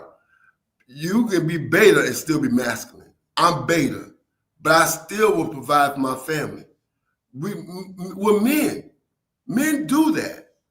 If they want to provide for their family, they do that. They got no problem with it. The problem is the women who think that they know better than the men. They think they got the blueprint than the men, but the men has been doing it for ages on providing for families on very little. And society we live in. But you got the women. The only difference though, Daryl, is there was no social media at that time, right? So the women back in the day couldn't look and see how Elizabeth Taylor was living every day, right? They can look and see how Kim Kardashian lives every day because she's showing it. They get to see Beyonce every day because she's showing it. They didn't get to see that, so there was a little bit more reality. They were a little bit more realistic because they weren't tainted, right? Now they're tainted because they get to see Cardi B. Oh, she was at this restaurant and she did this and she was here, and it's not even the bigger stars, even the more local, even the women that they know that are more local to them that are just living a certain lifestyle, right? They get to watch them. Oh, she's married to a doctor. See how she lived when she married to a doctor? See how she lived when she married to a lawyer? I want They're on reality TV. They're on reality TV. Yeah, exactly. Look at her on Love Is Blind, or they get all to this see stuff. I wanted to say this real quick though. Just because you didn't see it doesn't mean you can't do it, right? I'm a good father in spite of my father. You can do things in spite of. I want to make sure I get that out. Just because you didn't see it or grow up with it doesn't mean you can't do it. No, you can. The point I'm trying to make is that these are questions that we don't ask women enough. If she says, no, I didn't see a healthy marriage growing up, which is why I want one.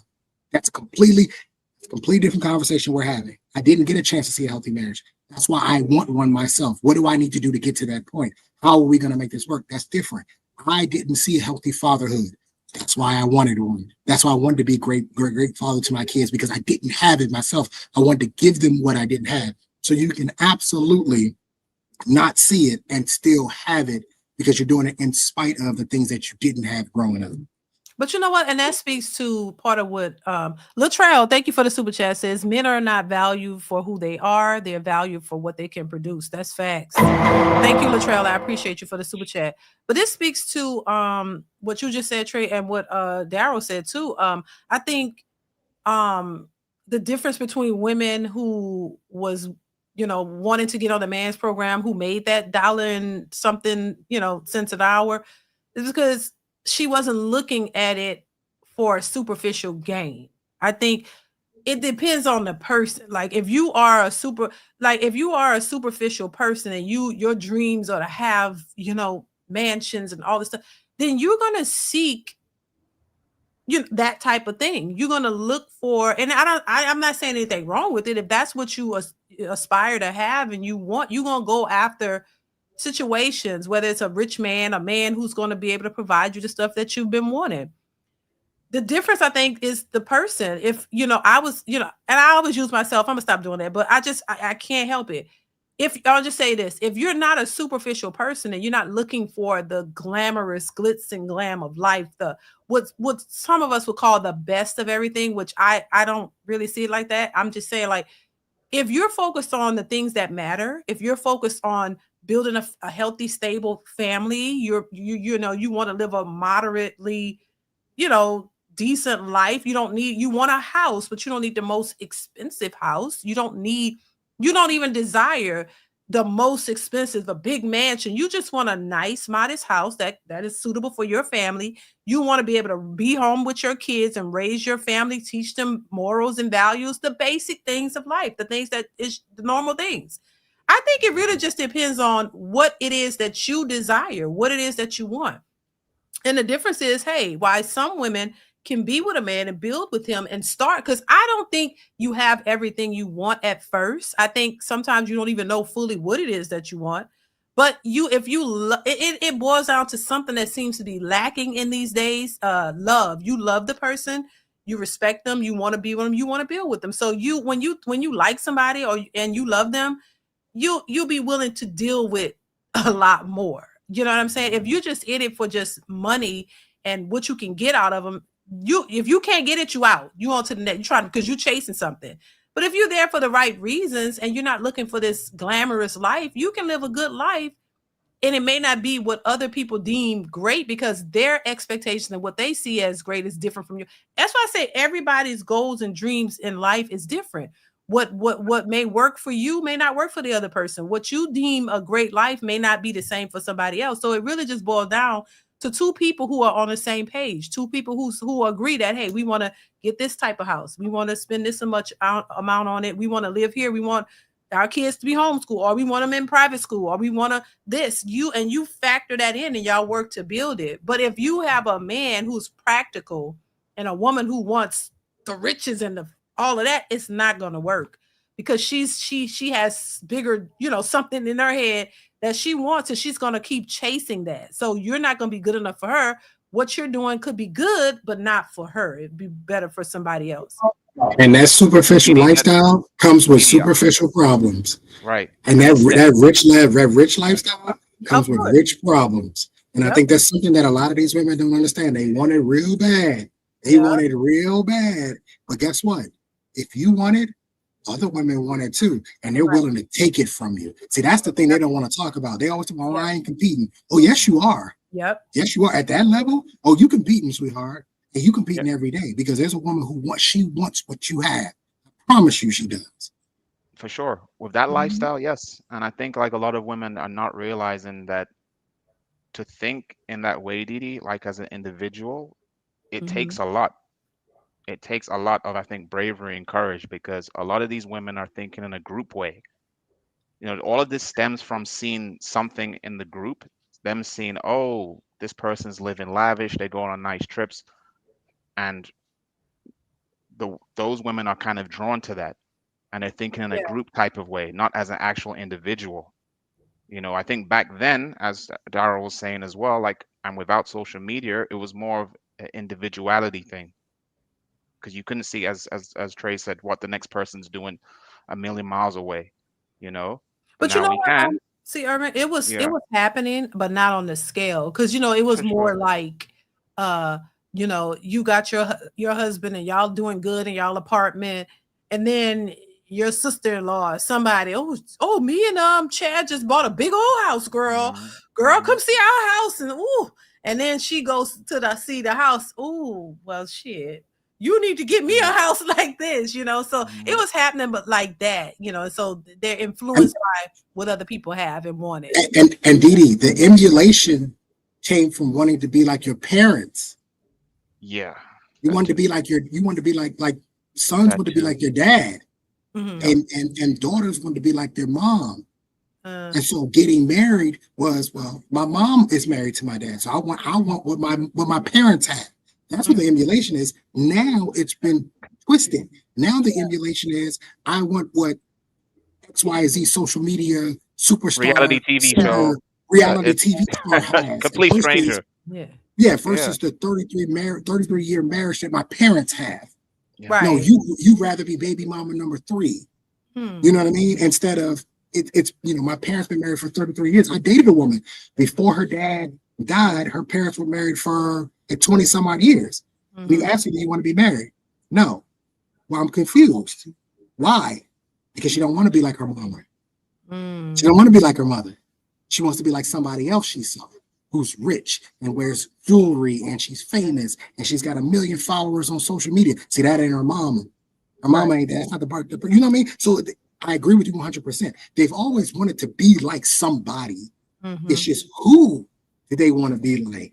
And I think back in the day, it was we want to be like our parents versus today is we want to be like somebody we seen on the TV screen or on our phone. Right. So back in the I want to day, be like me. I want to be like me. I don't want to be like my mama. I don't want to be like none of them people because that wasn't no good examples. I'm saying I hate to put it out there, but no.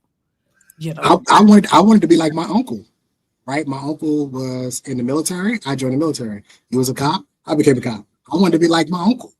I wanted to be like him. Only difference was he was married 3 times. I ain't getting married 3 times. But Trey, you talking about we didn't have social media back then. Our social media was grassroots, most social media. The women were very observant about the type of men they want to deal with. And it was based on the employment. You either work at the steel plant, the hospital, military, and last thing was a cab driver. That I'm just saying, like the different elements or different tiers of employment. The women would seek the men out that they want based on their employment, and that was the type of social media that they had. It was grassroots, but it was efficient. If you wanted to be with the guy, you knew there's. Of course, the money makers were the people working in the steel plant and the hospital. That were the money makers. I mean, there was vocation, like if you was a mechanic or a plumber, that was there too. But they considered the steel worker and the hospital was more advantageous because of benefits. They had more of a beneficial level. So that was the type of social media that they went back on, but it was grassroots. The women look at the man and say, okay, what do you do for a living? And she already automatically know what she want to be in, or she want to go onto that program. Of course, you know, if the cab driver was your thing, I mean, you get around, but you wasn't fully desired by women because of your occupation. Could you imagine a woman seeking out an Uber driver to marry now? Oh, I want to marry an Uber driver. But Daryl, a lot of these women don't want to marry an electrician. They want a military man. I'm sorry, CJ Irvin. Women used to say when I was like a teenager, they wanted that girl, I was dating this military guy. You know, they got money. That's what they used to say. Military dudes. Go ahead, CJ. Like, sorry, I was muted. Yeah, I was saying that a lot of the women now don't find the electrician or the plumber as attractive now. Yeah, they're not looking. They're looking for status now. It's not just employment. How are you? You know, that's important. Hello. How you been? I'm sorry. I've been good. Girl, how's everything? I haven't seen or heard from you in a while. I've had my head down doing everything. Oh my God. How many kids? You only have one? How many children you have now? I claim everyone's children, but I popped out one. How's the baby? She's doing awesome. Oh, how old is he? Oh, she's 2. Oh my God. 2. Driving me crazy. Girl, what good to. I'm glad you popped up. What's going on? How you been? I've been good. I just wanted to jump in. I'm a little late because I kept trying to get my phone to work for this. The buying too much house. Yeah. Yeah, even though we're renting, we're in a beautiful house. I think we got a house a little too big because even though I was like budgeting for the amount of it, I didn't think about the electricity being a lot more. There's a gas bill for this one. I wanted to fill it up with things. So yeah, we're in a little bit of credit card debt. So I just want to encourage people not to do that. I got a little too excited, a little too fast. So yeah, don't do it. Get the small first. Yeah, don't feel bad, Brianne. I did the same thing. I was stationed in New Jersey, and we had 5 bedrooms. And I realized right then and there, I have no need for 5 bedrooms. I got a nice 3-bedroom townhouse now because that's all I need. I don't need nothing more than that. And the best advice is to tell people to start actually doing the opposite way. Start off smaller than what you need, and then if you need to expand, you can always buy a bigger house because you're actually doing it. I did it the wrong way. I bought the bigger house first and then downgraded. And the problem is you accumulate all this stuff for the bigger house. Right, you got a bigger house, and now you got all this stuff. You got to get rid of furniture. You got to get rid of all these. Yeah, you got to get rid of all these things. Versus if I would have started a little bit smaller, it would have been cheaper. And if I needed a bigger, I could have expanded. Yeah, too late for me. But yeah, we got too much house, and I filled it up with too much stuff. And yeah, now we're kind of working backwards and paying off the debt of 2 credit cards that I filled up. So yeah, a little too excited, a little too fast. But it's okay. Well, you live and you learn. At least you're acknowledging it, because baby, a lot of people don't acknowledge stuff like that. They'll just act like it don't exist. So at least we know you would acknowledge and be accountable for sure. But baby, we started off smaller and had to get bigger because all the children. we should have got something bigger first. We didn't anticipate, you know what I'm saying? We was gonna keep on going too far. But anyway. Did y'all have a number? Like, did you and your husband actually say we want to have this many kids, or y'all just kept rocking? And look, so when did y'all decide that y'all were gonna stop? I decided when I can't do it no more. Like, it's too much. It's like I'm like the last one. My son Chase is 8. After Chase, I was like, no, when my blood pressure, whatever, something dropped. I was about to be out of here. I would start being issues like at that point, and I'm like, oh no, and I just physically can't do it. I could do it, but I don't want to. I don't want to. That's a lot. You got 6. Is it 6? How many kids you got? How many? I forgot. How long have you been here? We don't know how many kids you have. I forgot. I'm sorry. I forgot. 4. 4, right? She don't want to say. Brianne, how many I have? I thought you said you have 9. Yes. Oh, okay. I was ready. Yeah. Lord have mercy. Here for a while. Okay. How did I forget that? I forgot this. You can double that. You can double that. Wait. 4 of them are grown up, right? Like in their 20s. Ooh, most of them are grown. I only have the youngest is 8 and 11, and the next. How old was the one that went to Germany? He is 24. Okay, he's 24.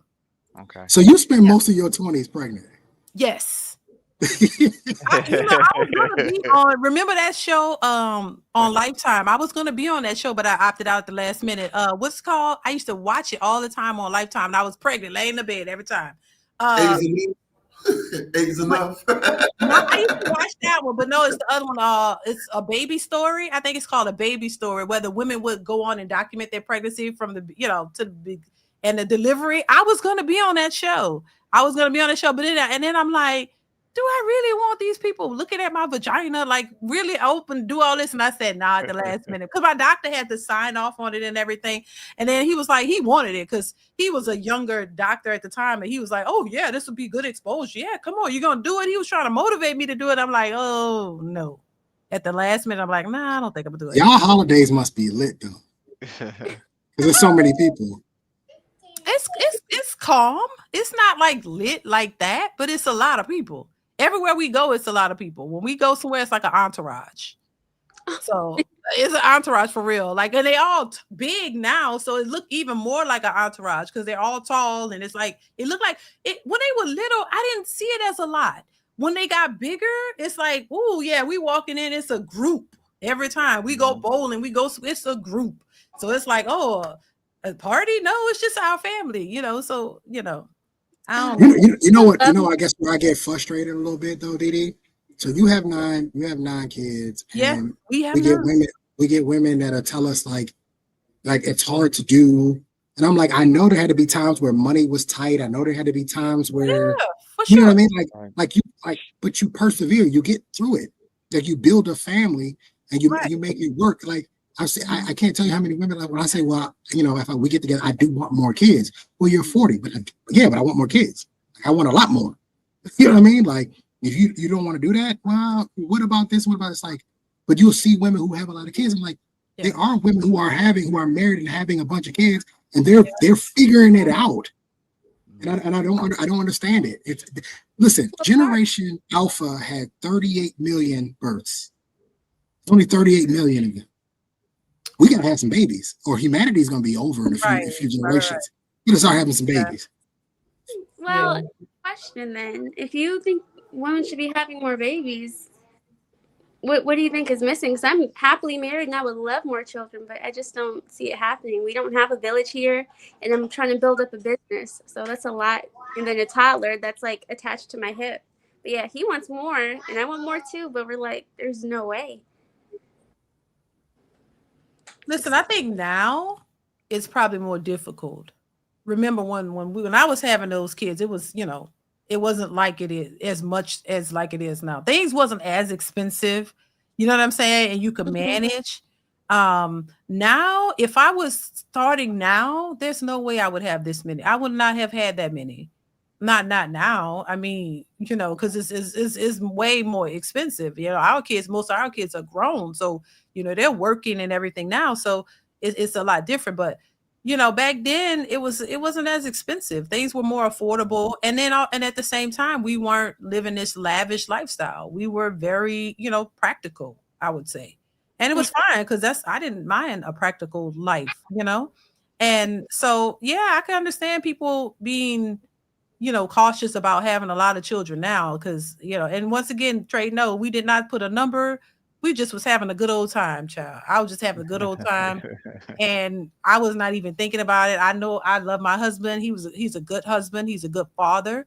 So to me, it's easier when you have a person who's a good father. You see them interacting with the kids and stuff like that. And he wanted a big family, but we didn't put a number, because I tell people this all the time. When I was younger, I wanted no children. I didn't want any at first, but I was young and I'm like, no, I don't want any because I'm thinking it's going to be painful. I don't want to deal with that. How you go from none to 9? I was the last one out of my siblings to have children. And I have the most. You said, fuck it. If I'm going to do it, I'm going to do it right. Gotta do it big. It was, I don't know. It's if I could go back and do it again, I would do the same thing because I don't regret my kids. I couldn't imagine. Like it's like at first, like if we didn't have like 1 or 2 and that was it, we went all. I can't imagine not having them. Like it's just interesting. Like I couldn't imagine not any of them not being here. It's just interesting. It's interesting. So it's interesting. I will say I never in a million years thought I would have this many children. If you asked me this like years ago, I would be like, hell no, are you tripping? Like, and then how to manage it, I couldn't tell you how to do it. We just did it. And there was no village. There was no bunch of people. It was draining. I will say at times it was tiresome. Yeah, financial issues, of course. But it's like it wasn't the worst though. It wasn't. And but isn't that the point of marriage though, DeeDee? Isn't that how it goes? You just figure it out, right? You work through it and figure it out. So DeeDee, do you think there are some women who are like nowadays in fear of having children because they're scared of the fact that they have to build and that they will have maybe less money for themselves, meaning less trips, less extravagant things? Yeah. Yeah, because now they have to split it with somebody else. Yes. You mean they're selfish? Yeah, selfish for sure. I mean, what does a man do when he meets a woman? He's paying for stuff. He's splitting his with somebody else. And now now it's like maybe she's not cool with that idea, that concept of now splitting hairs. Less support nowadays. So I mean, I'm a married woman. I see women who aren't married get way more support than I do. My husband said don't compare, but every time I look at someone like in my family or a family friend, they're getting way more support than I ever got because they assume my husband's going to do everything. And I'm like, he has to work like 12, 15-hour days. Like at the end of the day, I make sure he sleeps. I have to pull him to the bed so he can sleep, and he's working third shift. So during the day, he has to sleep. When I'm with the baby, he wakes up maybe 30 minutes before she goes to bed, but that's it. Yeah, So, it's a lot. And I say this too because we do hear these modern women talking. This is why I say they're a bunch of BS with a lot of, I get it to a degree, but it's like my husband worked his ass off. You know what I'm saying? He's worked the whole time. He never stopped working.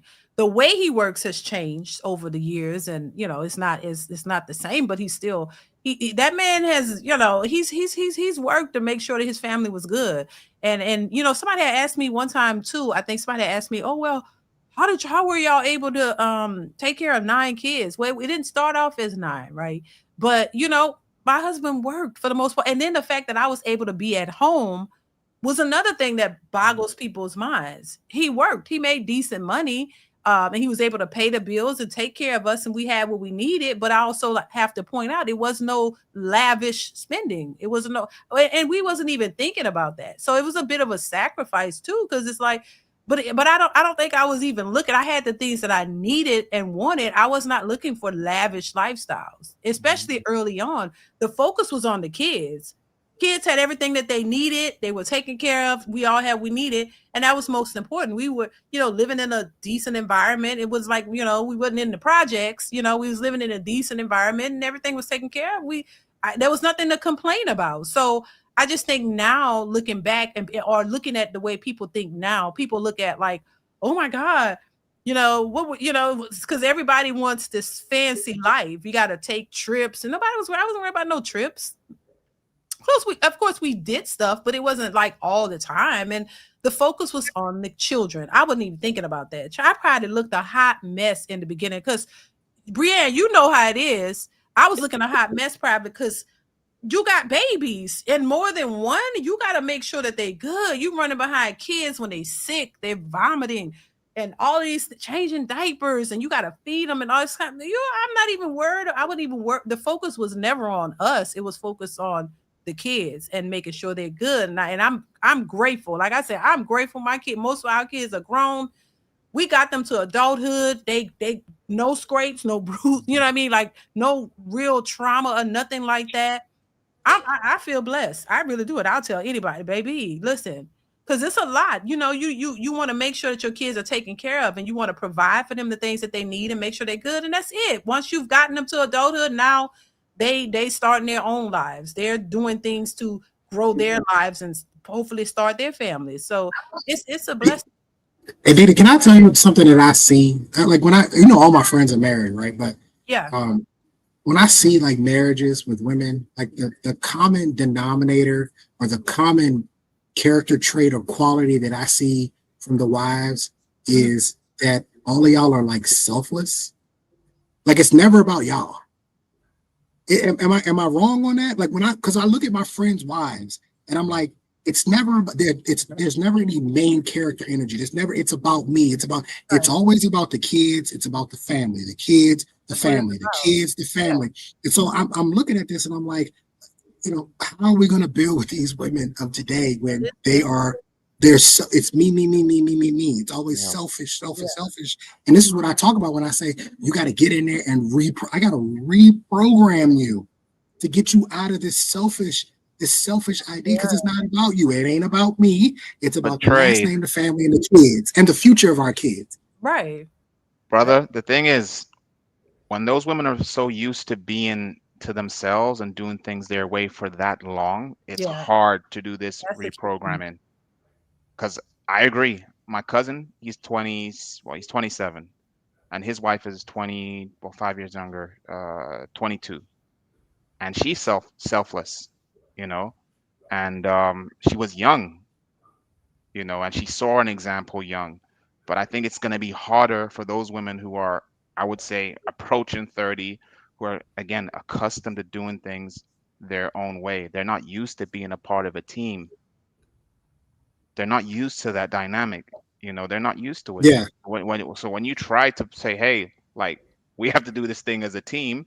They're like, no, it's like how I've been doing it, my team, how I've been doing things. And it's like you're taking them out of their comfort zone almost. It feels like that. It's like you're stripping them completely and telling them, look, your way of doing things, the independent way, has been the wrong way for the last 10 years. You're 30 now, and the last 10 years it hasn't been right. And also, they grew up seeing how, like, financially things have been changing. I mean, even I know my daughter started eating an extra half a cup of food because I track everything and I clip the coupons. So if you're struggling by yourself, you're scared to struggle with somebody. But Right. I guess they just don't understand, like, when you're with somebody, certain things do become easier, maybe more planning. But yeah, adding kids to it. And I just feel I'm going to regret not having more kids because of that fear. So I don't want to, I guess, focus on that too much. But I'm 34 this year, so it's not like I have that much time. I mean, Brianna, my cousin and his wife are young. They're just starting out. He just starting out as far as career and all this. They're just starting out, but she's willing to be with him from the start and build with him. That's the difference, you know? Yeah, because So like, I see, believe they'll go far. Yeah, go ahead. Zig in the chat asked a good question because that's the situation that I was in. He's saying, do you think that the traits show up before or after they have the child? Before my ex and I had a child, she was team player. Like, that's why I was with her. That's why I was willing. We moved in together. We got a house. Like, she was team player. Something happened when the baby came. Something happened. And I know that there's changes that women go through, both hormonal, and all. I get that. But something changed to where she got selfish. And it wasn't necessarily about the family and about the kids anymore. It was, well, what about me? I can remember a time where I asked her when we were breaking up, and she was asking me, what do I want? And I said, well, I want my family.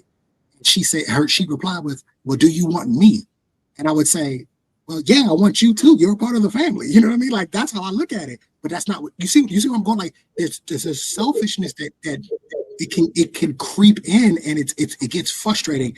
And what I'm noticing, the more and more I start to study healthy marriages, or at least from what it looks like to me, healthy marriages. I'm not in the house, so I'm not a fly on the wall. I can't tell. But from what I can see, what healthy marriages, I keep seeing the same thing from the women. They're selfless. It's not about her. It's not about her.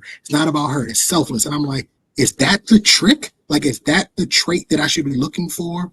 If I want to have something serious with a woman, it's that this woman she doesn't have this main character thing going on, and it's not always about her, and that it's about the family, it's about the kids, it's about everybody else but her. Doesn't mean she doesn't want to be taken care of. I love to spoil a woman. Of course she wants to be taken care of, but she doesn't come first. It's always the family or the kids come first, and if they're good, then she can be good. That's true, Trey. Now, I've been selfish before, and I don't get it twisted. Oh, I was about to say something just now. I've been selfish. I've been selfish before, but overall, like, not, because that would be crazy. Like, yeah, I've been self-absorbed in my life. Thank you. When I was younger. I was about to call you out, Mrs. DeeDee. No. Oh, trust me, but I said it before. My husband is the one. He called me out. That's how I had to realize it, because I didn't realize I was self-absorbed. I'm like, this is the normal thing. I was feeling myself a little bit at some point, like, wait a minute, and he let me have it, basically let me see myself. That's why I'm a big proponent of people showing you who you are. I think it's necessary. I wish a few people I've known could have been shown themselves, because nobody ever showed them who they were and what they were doing. When somebody put that mirror in your face and show you either gonna get it together, or you gonna just be in denial and just end up being by yourself. I think they've been used to those people are used to being told what they want to hear. Yeah, but they're not used, as you said, that mirror. Yeah, I think that's in a relation. Yeah. Ms. D, the selfishness that you express is what your husband needed. That's what he wanted. He wanted that selfishness because he wanted that love. When a woman loves someone, that's the selfishness in her. That's her saying, I love this man. I want this man because of the feelings I have for this man. But I want him for myself. I don't want to be with anyone else. And I want his love. I want his love. I want his attention. I want his provision. I want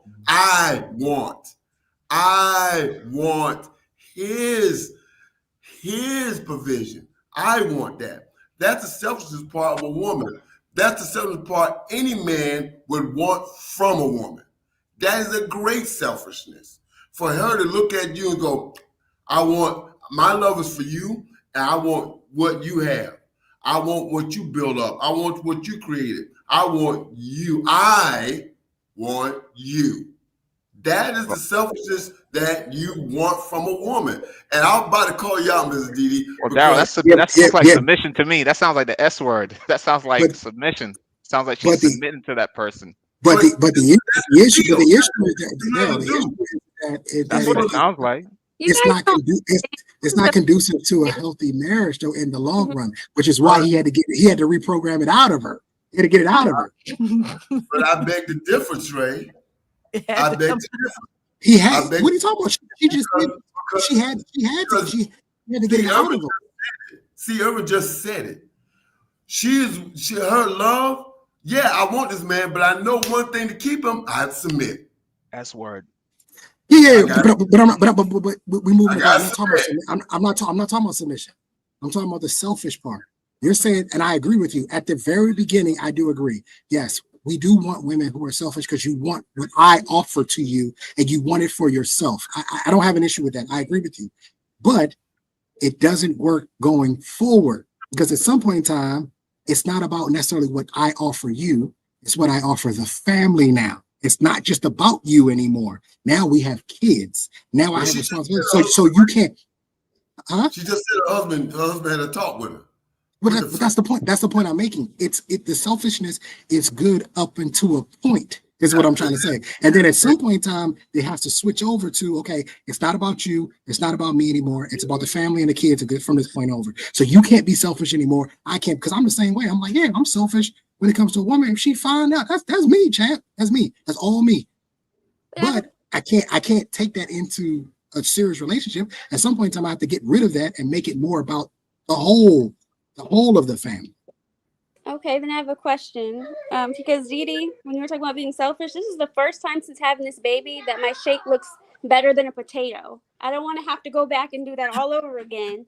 That was the hardest postpartum I could have ever imagined. But I finally have a shape, because I don't like looking like a potato for as long as I did. She's 2 now. Like, I finally look good. My husband notices. Everyone notices because they always say something. I do not want to go back to, rolling around. I was 249 or something, or 239 at my heaviest. That was hard. Well, you learn. The more you go, the more you grow. You learn from the last one. All right. She funny. Yeah, I get it. I mean, look. I understand. That's all I'm gonna say. But I can't argue with you. They don't understand after you have that baby and you finally look in the mirror with no clothes on. You're like, God dang, what happened? Where did I go? I'm in there somewhere, and that's how I felt for the longest time.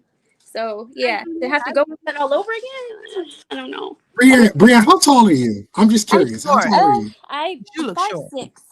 Oh, okay, not that short.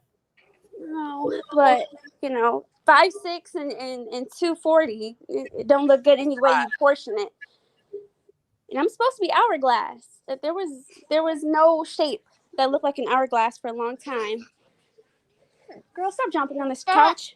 Well, they say you got to work out while you're pregnant. Work out while you're pregnant, and you won't, gain it. I did, but Brianne, bodies are made in the kitchen. Every 2 minutes.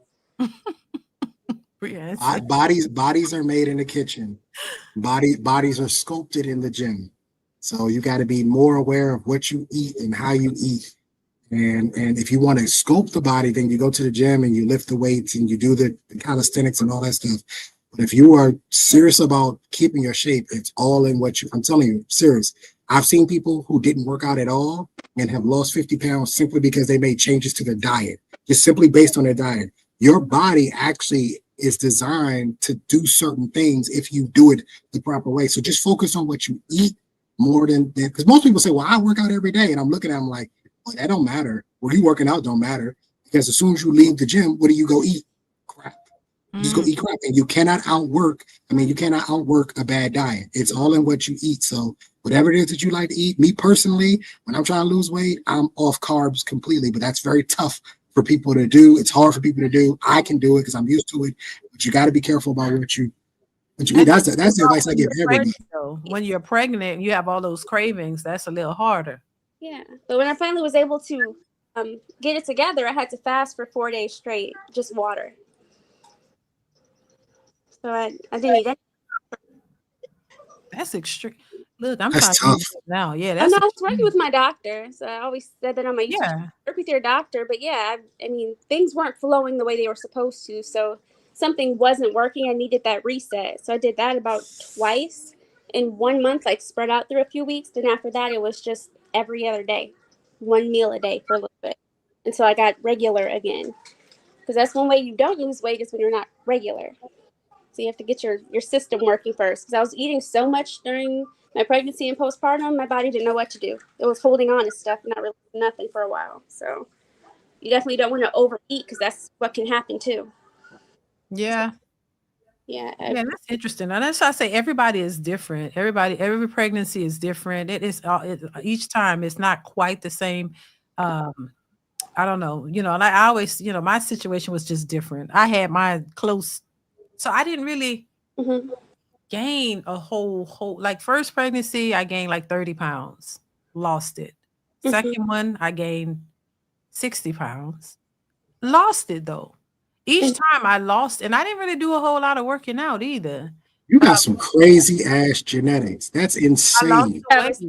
Now, my fourth one, my son, I got to 200 pounds. That's the most I've ever gained. I got to two. I'm normally it was about 130.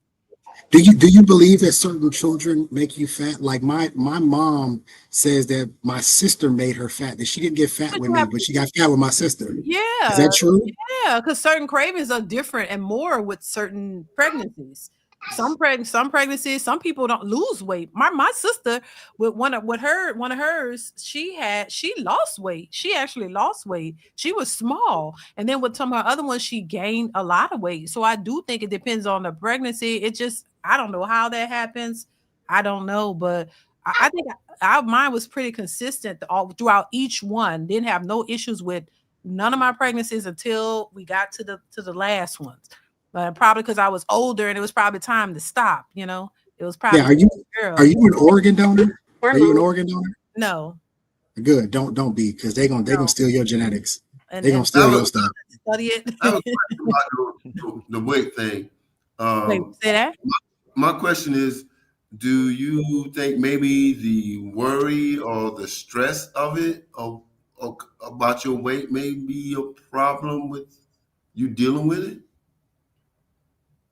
You're talking to Brienne? You're talking to Brienne. Yeah, Brienne. Oh, as far as losing weight, I think it's the expectations I had. So a mix of stress and hormones, yeah. Because I finally feel hormonally regular now that she's 2. And I feel like that took a long time because we didn't have the support we were told we were going to have. So, yeah, it'd be a lot of things didn't happen the way we planned. Stress makes you fat, Brienne. Mm-hmm. I'm just saying. I'm serious. I'm dead. Keep your stress levels down, because stress turns into cortisol. Cortisol makes you fat. So keep your stress levels down. Mm-hmm. Yeah. I mean, but a 2-year-old thing. But hey, DeeDee, you see what Zick wrote? That's exactly what I'm saying. They gonna steal your DNA. You got some crazy. What they gonna make Ozempic? You talking about you losing weight and not gaining weight, having kids? They gonna steal your DNA. I'm serious. I mean, I'm serious. You got crazy genetics. It was consistent, and then after the kids, I lost it. But I did work out though too. But DeeDee, even now, after 9 kids, like like if any other woman had 9 kids, she ain't gonna look like you. Oh, baby. And that's why I came up here. You got some crazy genetics. That's why I said 6. And we talking about 9. Nah, some you're not right. Something not right with you.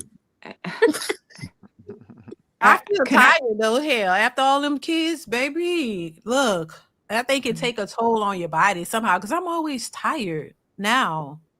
Like I'm always, but then I'm older too. I'm about to go through the change, so that's probably why. And weren't you intermittent fasting too? I am. I still So am. that's got I'm something to do losing with it too. weight. I'm actually losing weight. I'm happy about that because that's what I'm saying. I'm like, my stomach area is the area that's the only part I'm really trying to work on. Like everything else is fine. It's just that area. The toughest part. The toughest part. And typically the last to go. Right. Yeah. Everything, my face, my neck will get skinny, my arms will get skinny, and the stomach still be sticking out. I'm like, oh, typically the last to go. Sometimes I be like, to hell with it, baby. I'm just gonna eat my snacks and just call it in. Sometimes I'm like that. I'm just like, I go back and forth. I'm gonna be keeping real. I be like, I'm tired. Look, I'm hungry. Go give me a snack and go chill out. I just be like over it sometimes. I really do be like, to hell with it. I ain't trying to nothing. A lot of nicknames. A lot of nicknames. You know what I think? I think the trick is to do the hard work once and then try to maintain. I think the problem is that people will do the hard work and then they fall off the wagon and it's like, I got to do all that all over again. It's like that becomes like you feel defeated. If you can do all that work, get down to where you're flat, your stomach's flat, you get to the physique you want, then you gotta work hard to try to keep it that way, maintain it. It's much easier to just maintain it than keep trying to get back to that point. Who said somebody? I almost got a tummy tuck, y'all. I almost. Not the mommy makeover. You're gonna get the mommy makeover. Almost. Yeah, a couple of years ago, I was gonna get the tummy tuck, and I changed. You are an example. You are an example. That can I just? I'm sorry. Hi. First, hi, DeeDee, and hi, chat. I mean, hi, chat, and hi, panel.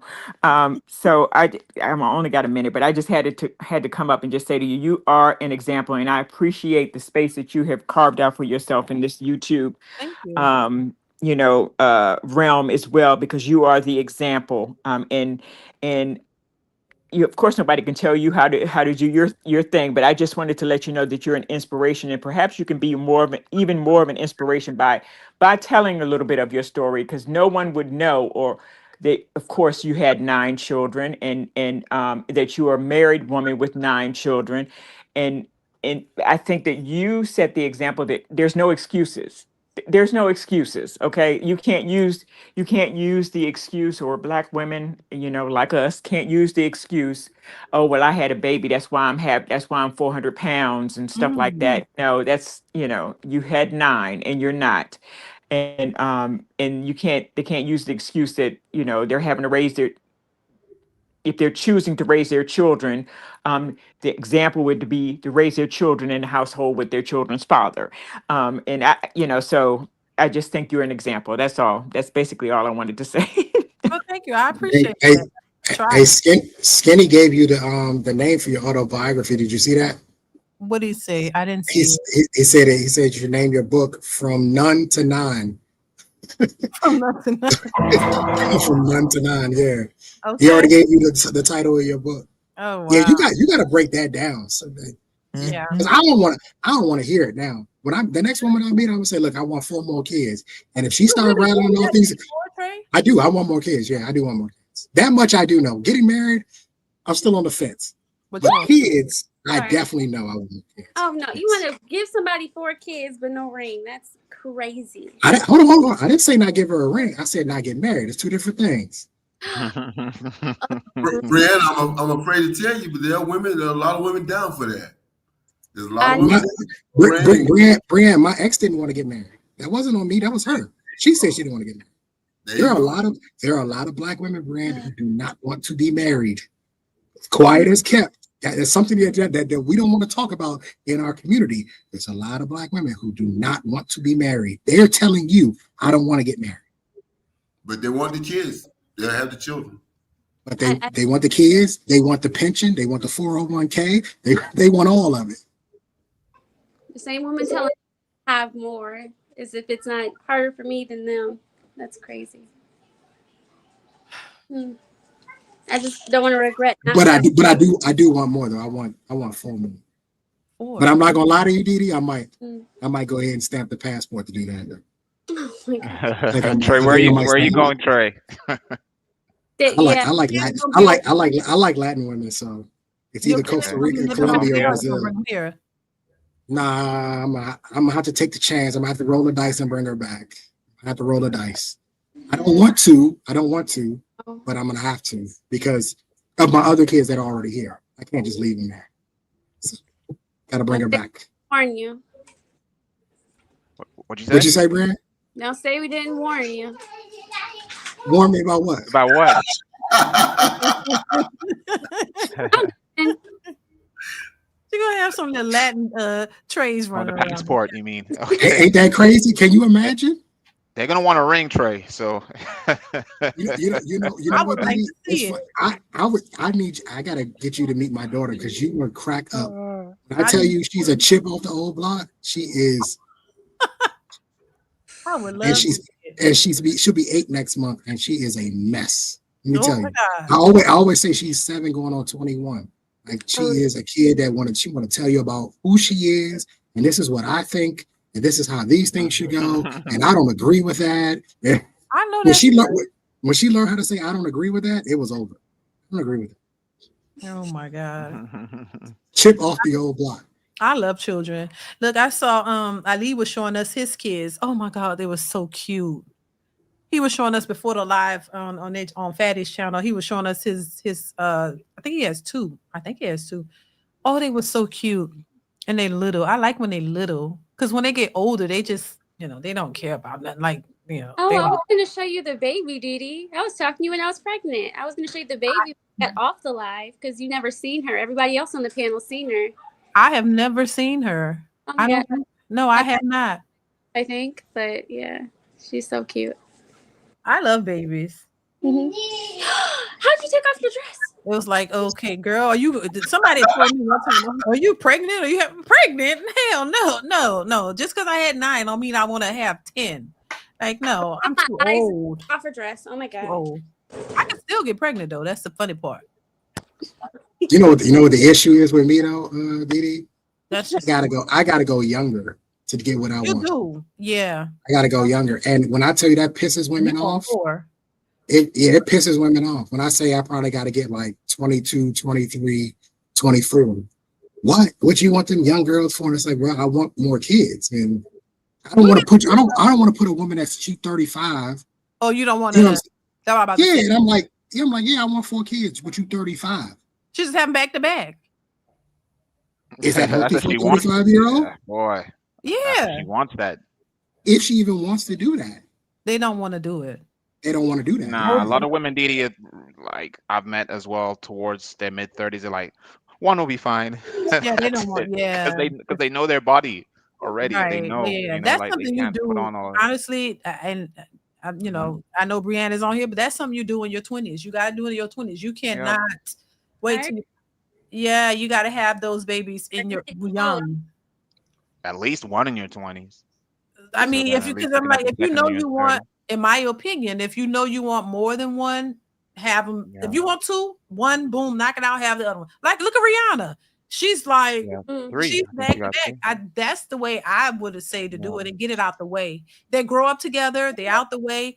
You're still relatively young. You can do other things. You don't have to. It's not. That's how I would say. Speaking of Rihanna, I never understood what she saw at ASAP Rocky until I started watching these interviews of him because he's got a movie out with Denzel Washington. Yeah. He's very intelligent. Yeah. Like highly intelligent. I was like, oh, I get it now. Like I didn't get it at first. Like I get it now. I get why she likes him so much. Why she keep having his babies. The man, he's a very smart man. Like very smart. I see it. Yeah, she's smart to have them early, sooner rather than later as well. Back to back. Even she knew he was with the program. You mean like age-wise, or as soon as you start having one? If you want more than one, look, have that one. I would say both, say no more than 2 years in between, whether a year or 2 years apart, because your body is kind of like it kind of flows. It kind of, I don't know. It's like your body knows what it's doing, and it's not a big deal. I think when you wait, because I have friends of mine who waited like 8 and 10 years to have another child, and they was like, oh my God, your body is like starting all over. I think when your body's already in that mode of doing it, it kind of flows. That's probably why I didn't have a problem having them like close like that, This is what my friend said. My friend has his second DeeDee. So it's he had his easier. second after his first one. Yeah, His you're first right. one is 3, Mm-hmm. and then he had the second one recently. One of my friends. Yeah. Oh, Yeah. one is So 3, that, and then he had another yeah, one. I'm just listening to what you're saying, and that makes sense. You know, the first I'm one gonna have them is back to 3. back. I'm gonna stay on top of her.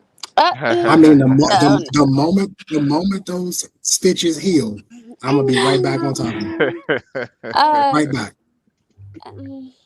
Brianne, the baby can't hear me, right? I don't want to be He is talking right crazy in to the front baby. of me. She can hear me? Yes, he can hear you. You Keep it ain't got no PG, earphones? Trey. You got to You ain't keep got it no PG. earphones? I know I gotta keep it PG now. I gotta censor myself. You Right ain't got on no top. headphones? Stitches. Not the headphones. It's DeeDee. Not that bad. As soon as they come You out, gotta let DeeDee. it heal. What you talking about? I'm gonna help it heal. I'm gonna nurse it back. I'm gonna help every Oh no, moment. he's disgusting. You're disgusting. Hell no. I ain't talking about that, cuz he's You know what? For shame. Like, what if she's not mentally ready? You know? Yeah. What do you mean I she mean, I not can't mentally relate. ready? My husband is very handsome, so I don't even know the time frame. I'm embarrassed to say What what you it try? was. Hold on, Brianne. What you trying to say? She ain't gonna want me on her? No, I'm saying when you're attracted to your husband, even my husband was like, no, let's wait longer. I'm like, it's been long enough. 3 weeks is long. So it depends, but you gotta gauge. 3 weeks is an eternity. Oh my god. Even the baby agrees with me. 3 weeks is an eternity. She was already laughing. Don't put the baby in it. That is a long She was time. already laughing. Oh my god. 3 weeks, Lord. The funny thing is, I healed up so fast. I mean, that's when the cycle started. Even my doctor was surprised. He was like, "Maybe this is how vegans are." I'm like, I don't know, but yeah, I was normal in 3 weeks. And DeeDee, she gonna be in her 20s. She gonna heal fast. Oh my god. She gonna heal fast. She gonna be like Wolverine out here. You know what I mean? She gonna be heal fast. Stay right on top of them. We're getting them babies out of here. You know why I want more though? You know why? I don't come from a big family. It was just me, my sister, and my mother. So I don't come from a big family. And I've always wanted a big family, for holidays and all that stuff. And so I'm like, but I thought this was going to be my situation previously, that we were going to keep having babies. But she had made her mind up that after one, and she didn't have I understand why. She didn't have a good pregnancy. So I get why. She was on bed rest majority of the pregnancy. So I think she's scared. She's scared to go to do it again. And I can understand. I respect that. But that's all right. Yeah, but I want more kids. So I'm going to have to go on over to Costa Rica and get me a little, 25-year-old. One or two. They fertile. They super fertile. Yeah. 1 or 2, Trey. They super fertile. You know what I'm saying? Only thing is, though, they want to get married, though. That's the only thing. They want to get married. Yeah. Well, yes, especially even if they do have a good pregnancy because they're younger and literally the baby popped out. It's super quick. I was very comfortable, but having more, what if it's not the same thing? That would worry me too. Well, that's another reason why probably going overseas is better, because they're big in family. So me saying to her 4 kids probably won't scare her off. If you say 4 kids to an American woman, that will scare her off. Like it'll. Trey, you went to Turkey, That's right? crazy. You went to Turkey, like yeah. You could say to Turkish women, they'll say that's. You could say, "Do you want 2 kids?" They're gonna tell you, "I want 4." You can say 9. Yeah. You can say 9. What DeeDee situation? This is normal. This is normal. 6 to 10 kids. 6 to 9 kids. It's normal. Yeah, because our grandmothers they all had like 9 or 12 children. I'm like, yeah. Wait, DeeDee, you have twins in there too, right? I'm a twin. I am don't have too. twins. Wait, you didn't have any twins? No. Yeah, I'm a twin. I don't my have doctor twins. even warned me. The next one might be a twin. So really? Yeah. That was on my 6-week appointment. She was like, okay, just so you know, you're gonna be very fertile, be very careful. And then you might have twins after this. Yeah. Now, when I was pregnant with my 3rd son, I did. There was, I think she said I was threatening a miscarriage. Because I had a lot of bleeding and stuff. I always forget about that. But it was possibly like another child that passed off. You know what I'm saying? Like he was supposed to be a twin. And he's weird. So I see he probably supposed to be two of them because he's crazy as hell. So I don't know. I think so yeah, so I had that, but it was early on in the beginning of the pregnancy, and that happened, and then he was fine. Everything was fine after that. But yeah, I think he was supposed to be a twin. Yeah, but Trey is older. Same thing with him. He could give someone twins or be more likely to get twins because of his age. Mm-hmm. Well, not just the woman that I'm pretty sure my daughter is going to have twins because her mother is a twin. Oh, see, yeah. And from what I hear, it does skip a generation. So I'm pretty sure my daughter probably will have twins. I wouldn't be opposed to twins. I mean, hey, look. Of course not. Two for the price of one. You know? Mm-hmm. Oh my God. Just get it over with. Actually, I'd like to just get 4. Do it all at one time. Just get it over with. Who don't want to do that? That's not up to me, you know. I can do the in vitro fertilization, and it can plant 4 of them in there. My homeboy, him and his wife did it, and they had twins. Yep. Mm-hmm. They did it, and they had twins. My God. But who's gonna want to Trey? You seem like a hot mess. Who's gonna want to have all them children for you? I'm just saying. Oh my God. Excuse Someone will. How you be talking on these channels, Trey? What lady is gonna be like, oh yeah, I'm gonna get I already got 2 baby mamas. What you trying to say? But I'm saying, who at this point? I already found 2. DeeDee, remember where he's going, DeeDee? He's going to a country where they don't speak English as the first language. So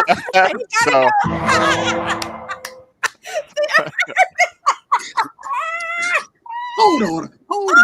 He just have to say baby. Oh man, he Say got you right there. He said, "Oh, that's where you gotta go, Trey. They don't speak English." Habla español. I can speak Spanish. Oh no, my issue isn't that you're a bad person. It's just that you're like, oh yeah, just implant 4 in her and be done. Like you gotta do it. You don't gotta carry them. She won't know the plan. Hold on, yeah. I was actually much worse in my 20s. I was actually much worse in my 20s. Like she's gonna just push I've it out actually like the Barbie calmed doll. down.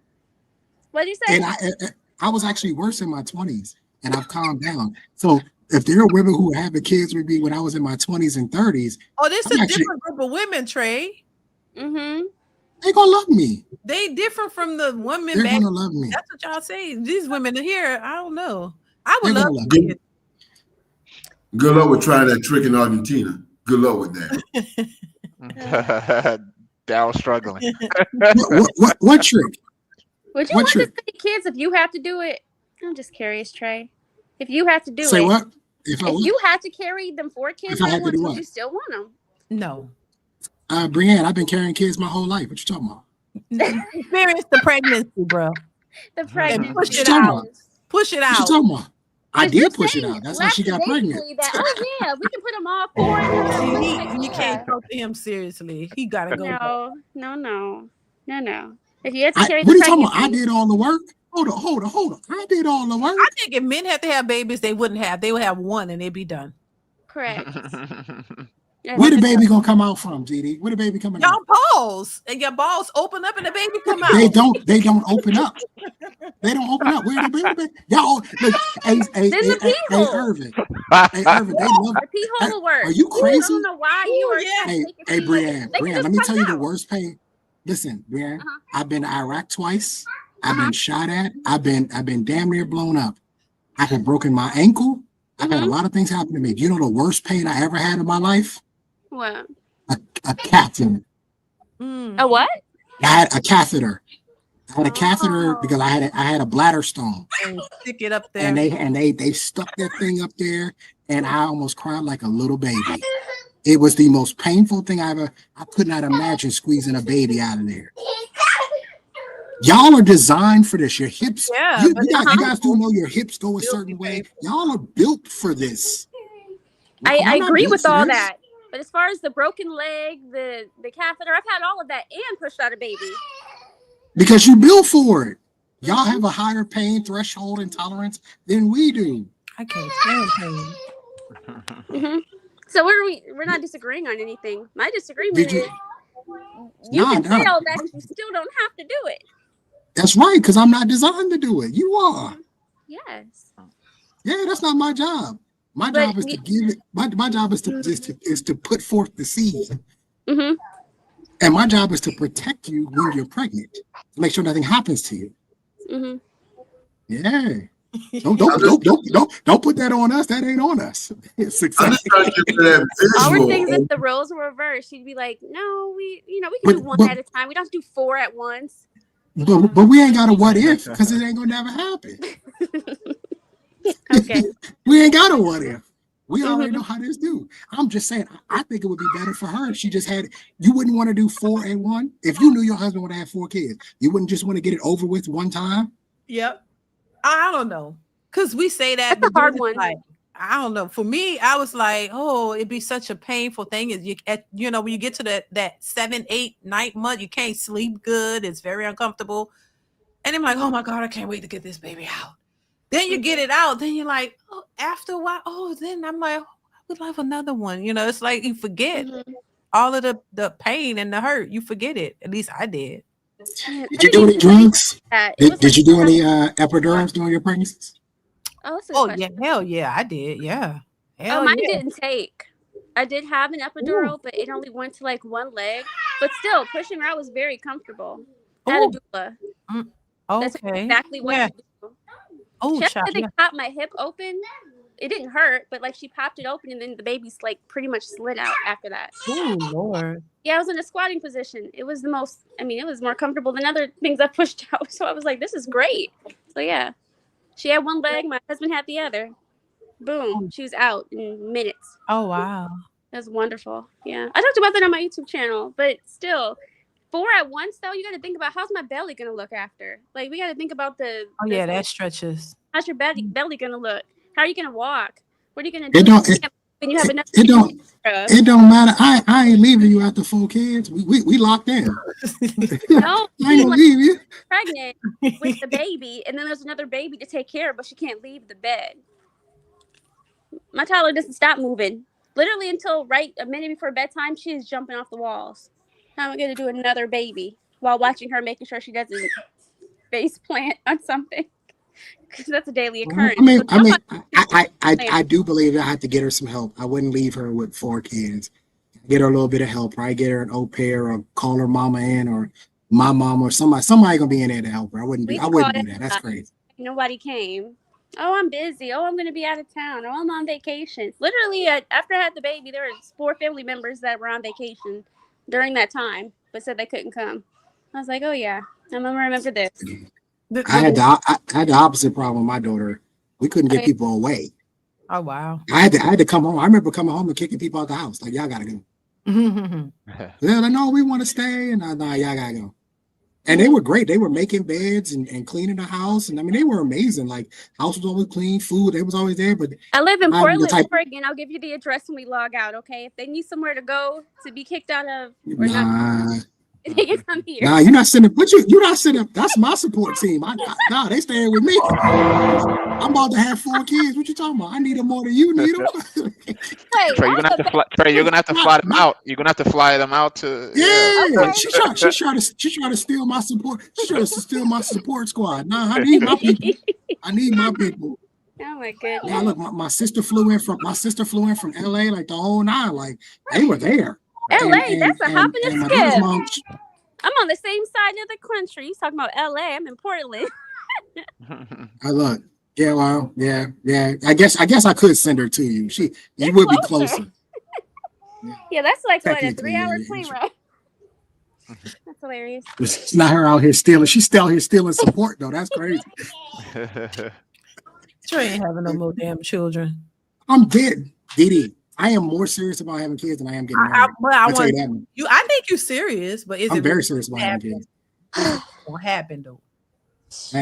You could be. I like being a dad. Being a dad is fun. Of course, I believe you. That's what I'm saying. But I would love to be a dad too. Oh, you think being a dad is easy? I didn't say it was easy. I said I would love to be a dad too. Take it how you want to take it. I don't know. I don't know. That sounded kind of shady. She It throwing sounded like shade. that has, that sounded like it had some stank on it, DeeDee. That I'd I'm like to be a sorry. dad too. I see a lot of, at least see a lot of single mothers complaining about that position right now. I see a lot of single mothers, a lot of baby mamas complaining about their position of being a dad too. Listen, DeeDee, my son's mom could not wait to hand off. When I tell you, my son used to be sitting out front with his book bag, ready. She was tired. She was tired. Oh yeah. yeah. I'm like, She was like, you gotta go. You gotta go. I get it. We be out there playing hot potato with our kid. Nope, your turn. Your turn. Trust me.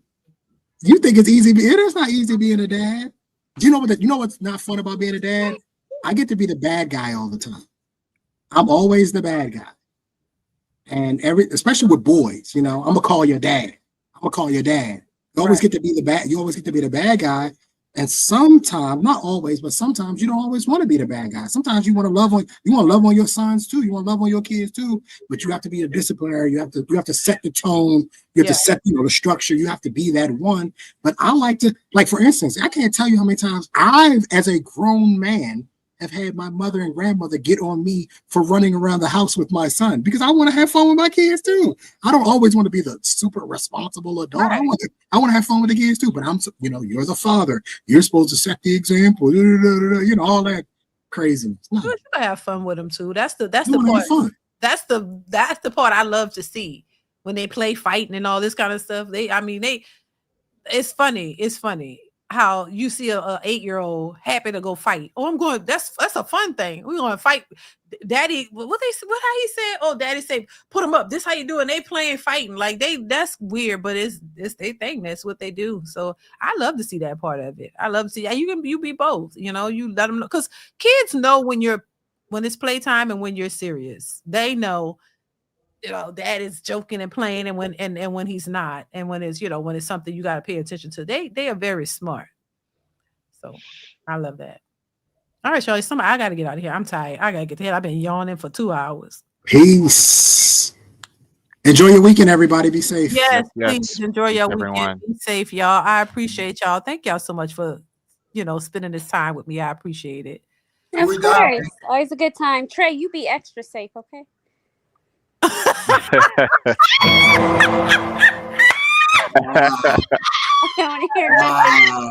Hey yo, Brienne shady, bro. Brienne shady, bro. Extra safe what? What is Brienne? Extra safe what? What is that? Yeah, hey Sierra, she basically telling me to double up. I'll double up the protection this weekend. I'll double up the protection this weekend, Brianna. That's what you're trying to say. Brianna, you got to make it to Costa Rica first. Words in my mouth. Hey, Brianna be like, man, put him away, Brianna. Hey, she's come out firing, man. Put him away. Wait a minute. I wasn't ready. You'll be extra safe, all right? You be extra safe.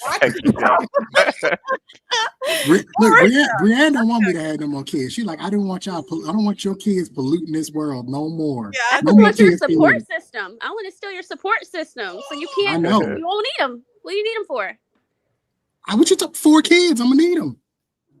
I'm the married one. And you got to remember, I'm gonna have a wife that's gonna be from another country. She's gonna be uncomfortable.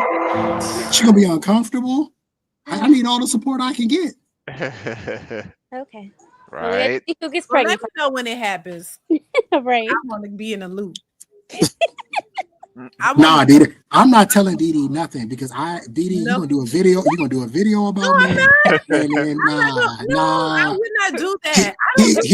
Here going man talking about he ain't never get married. He's gonna say, play the live stream where Trey said that. Yeah. He said he was never gonna get married, and now he done went over to Costa Rica and found him a wife. Invite me to the wedding. When you get married, I want to be invited to the wedding. I'm serious, Trey. When you get married, I don't want to go myself. Why would I invite you? I don't want to go. 20, 45, 20 something, whatever that is. Invite me. Brianne, men don't aspire to be married. That's y'all thing. We My do it for husband y'all. wanted to be married. What are you talking about? That's what he told you. Say what? That's what he told you. He wanted to get to the honeymoon. That's what he wanted to do. I promise you. We were so tired after that wedding day. We went straight to sleep. I don't know what you're talking Were y'all about. tired on that honeymoon? Yes. People were in our hotel Lies. room talking to us Lies. till like 4 in the morning. Lies. We passed out Y'all was all on the bed. Y'all was all eating over each other pizza. for the whole honeymoon. Yes. Women don't kiss I don't and believe tell. that. I Oh don't my believe God. that. Everyone always says this. We were getting I don't ready to believe move that. into a new house after the wedding too. We were tired. We had a hotel room full of gifts that we had to lug out the next morning. When did y'all make y'all baby? When y'all make y'all baby? On the honeymoon? No, we've been married 7 years. The baby is 2. Oh, That was 3 years ago. I'm gonna tell you right. I'm gonna tell you right now. It's up on that honeymoon. Okay.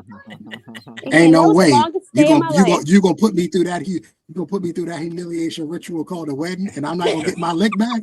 Oh no, I'm gonna tear her ass up on that honeymoon. You better believe it. I'm gonna get every bit of everything on that honeymoon. You better believe it. You got me standing up on the altar talking about I love you and I don't and you're the best thing that ever happened to me. Time to go, cause ew. I'm gonna get out. I'm gonna get it I on. want to visualize. Get it on. Ew. Bye, y'all, man. Have a good Wait, weekend. you didn't even see the All right, baby, right? peace, Trey, peace, people. And be They extra want to see the baby. Tell them yes. I'm gonna be extra Okay. safe. Okay, Yeah. I'll stand so you can see the baby. Wait, so you about to what you need me to do? What I need to do? When you end the live, just keep it going okay. so you can see the baby. Okay. Just end the live for them. Okay. All right, y'all. Take care, Daryl, Irving. All See right. Irving. Y'all be careful. Be safe, y'all. Bye. Peace. Have a nice weekend. You too. Take care. Have a All right great now. weekend, y'all. Bye-bye. Hold on.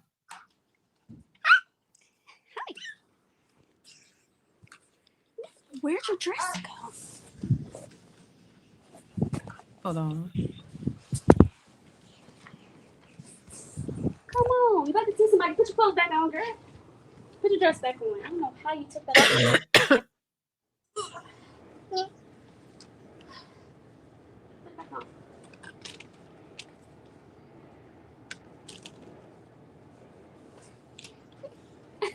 Now you got a booger. Ew. Yuck. The live is still going. Oh, what I gotta do? So end it? Yeah, hit in live. Well, not in live, but yeah, because I'm still in your studio, so you should be able to hit in live, but it'll still stay up so you can see me. I've only done it like 2 or 3 times, but that's how I start my panels. Okay, wait. Not leave studio, just in the stream. Yes, in stream. Mm-hmm. Okay. Let me see.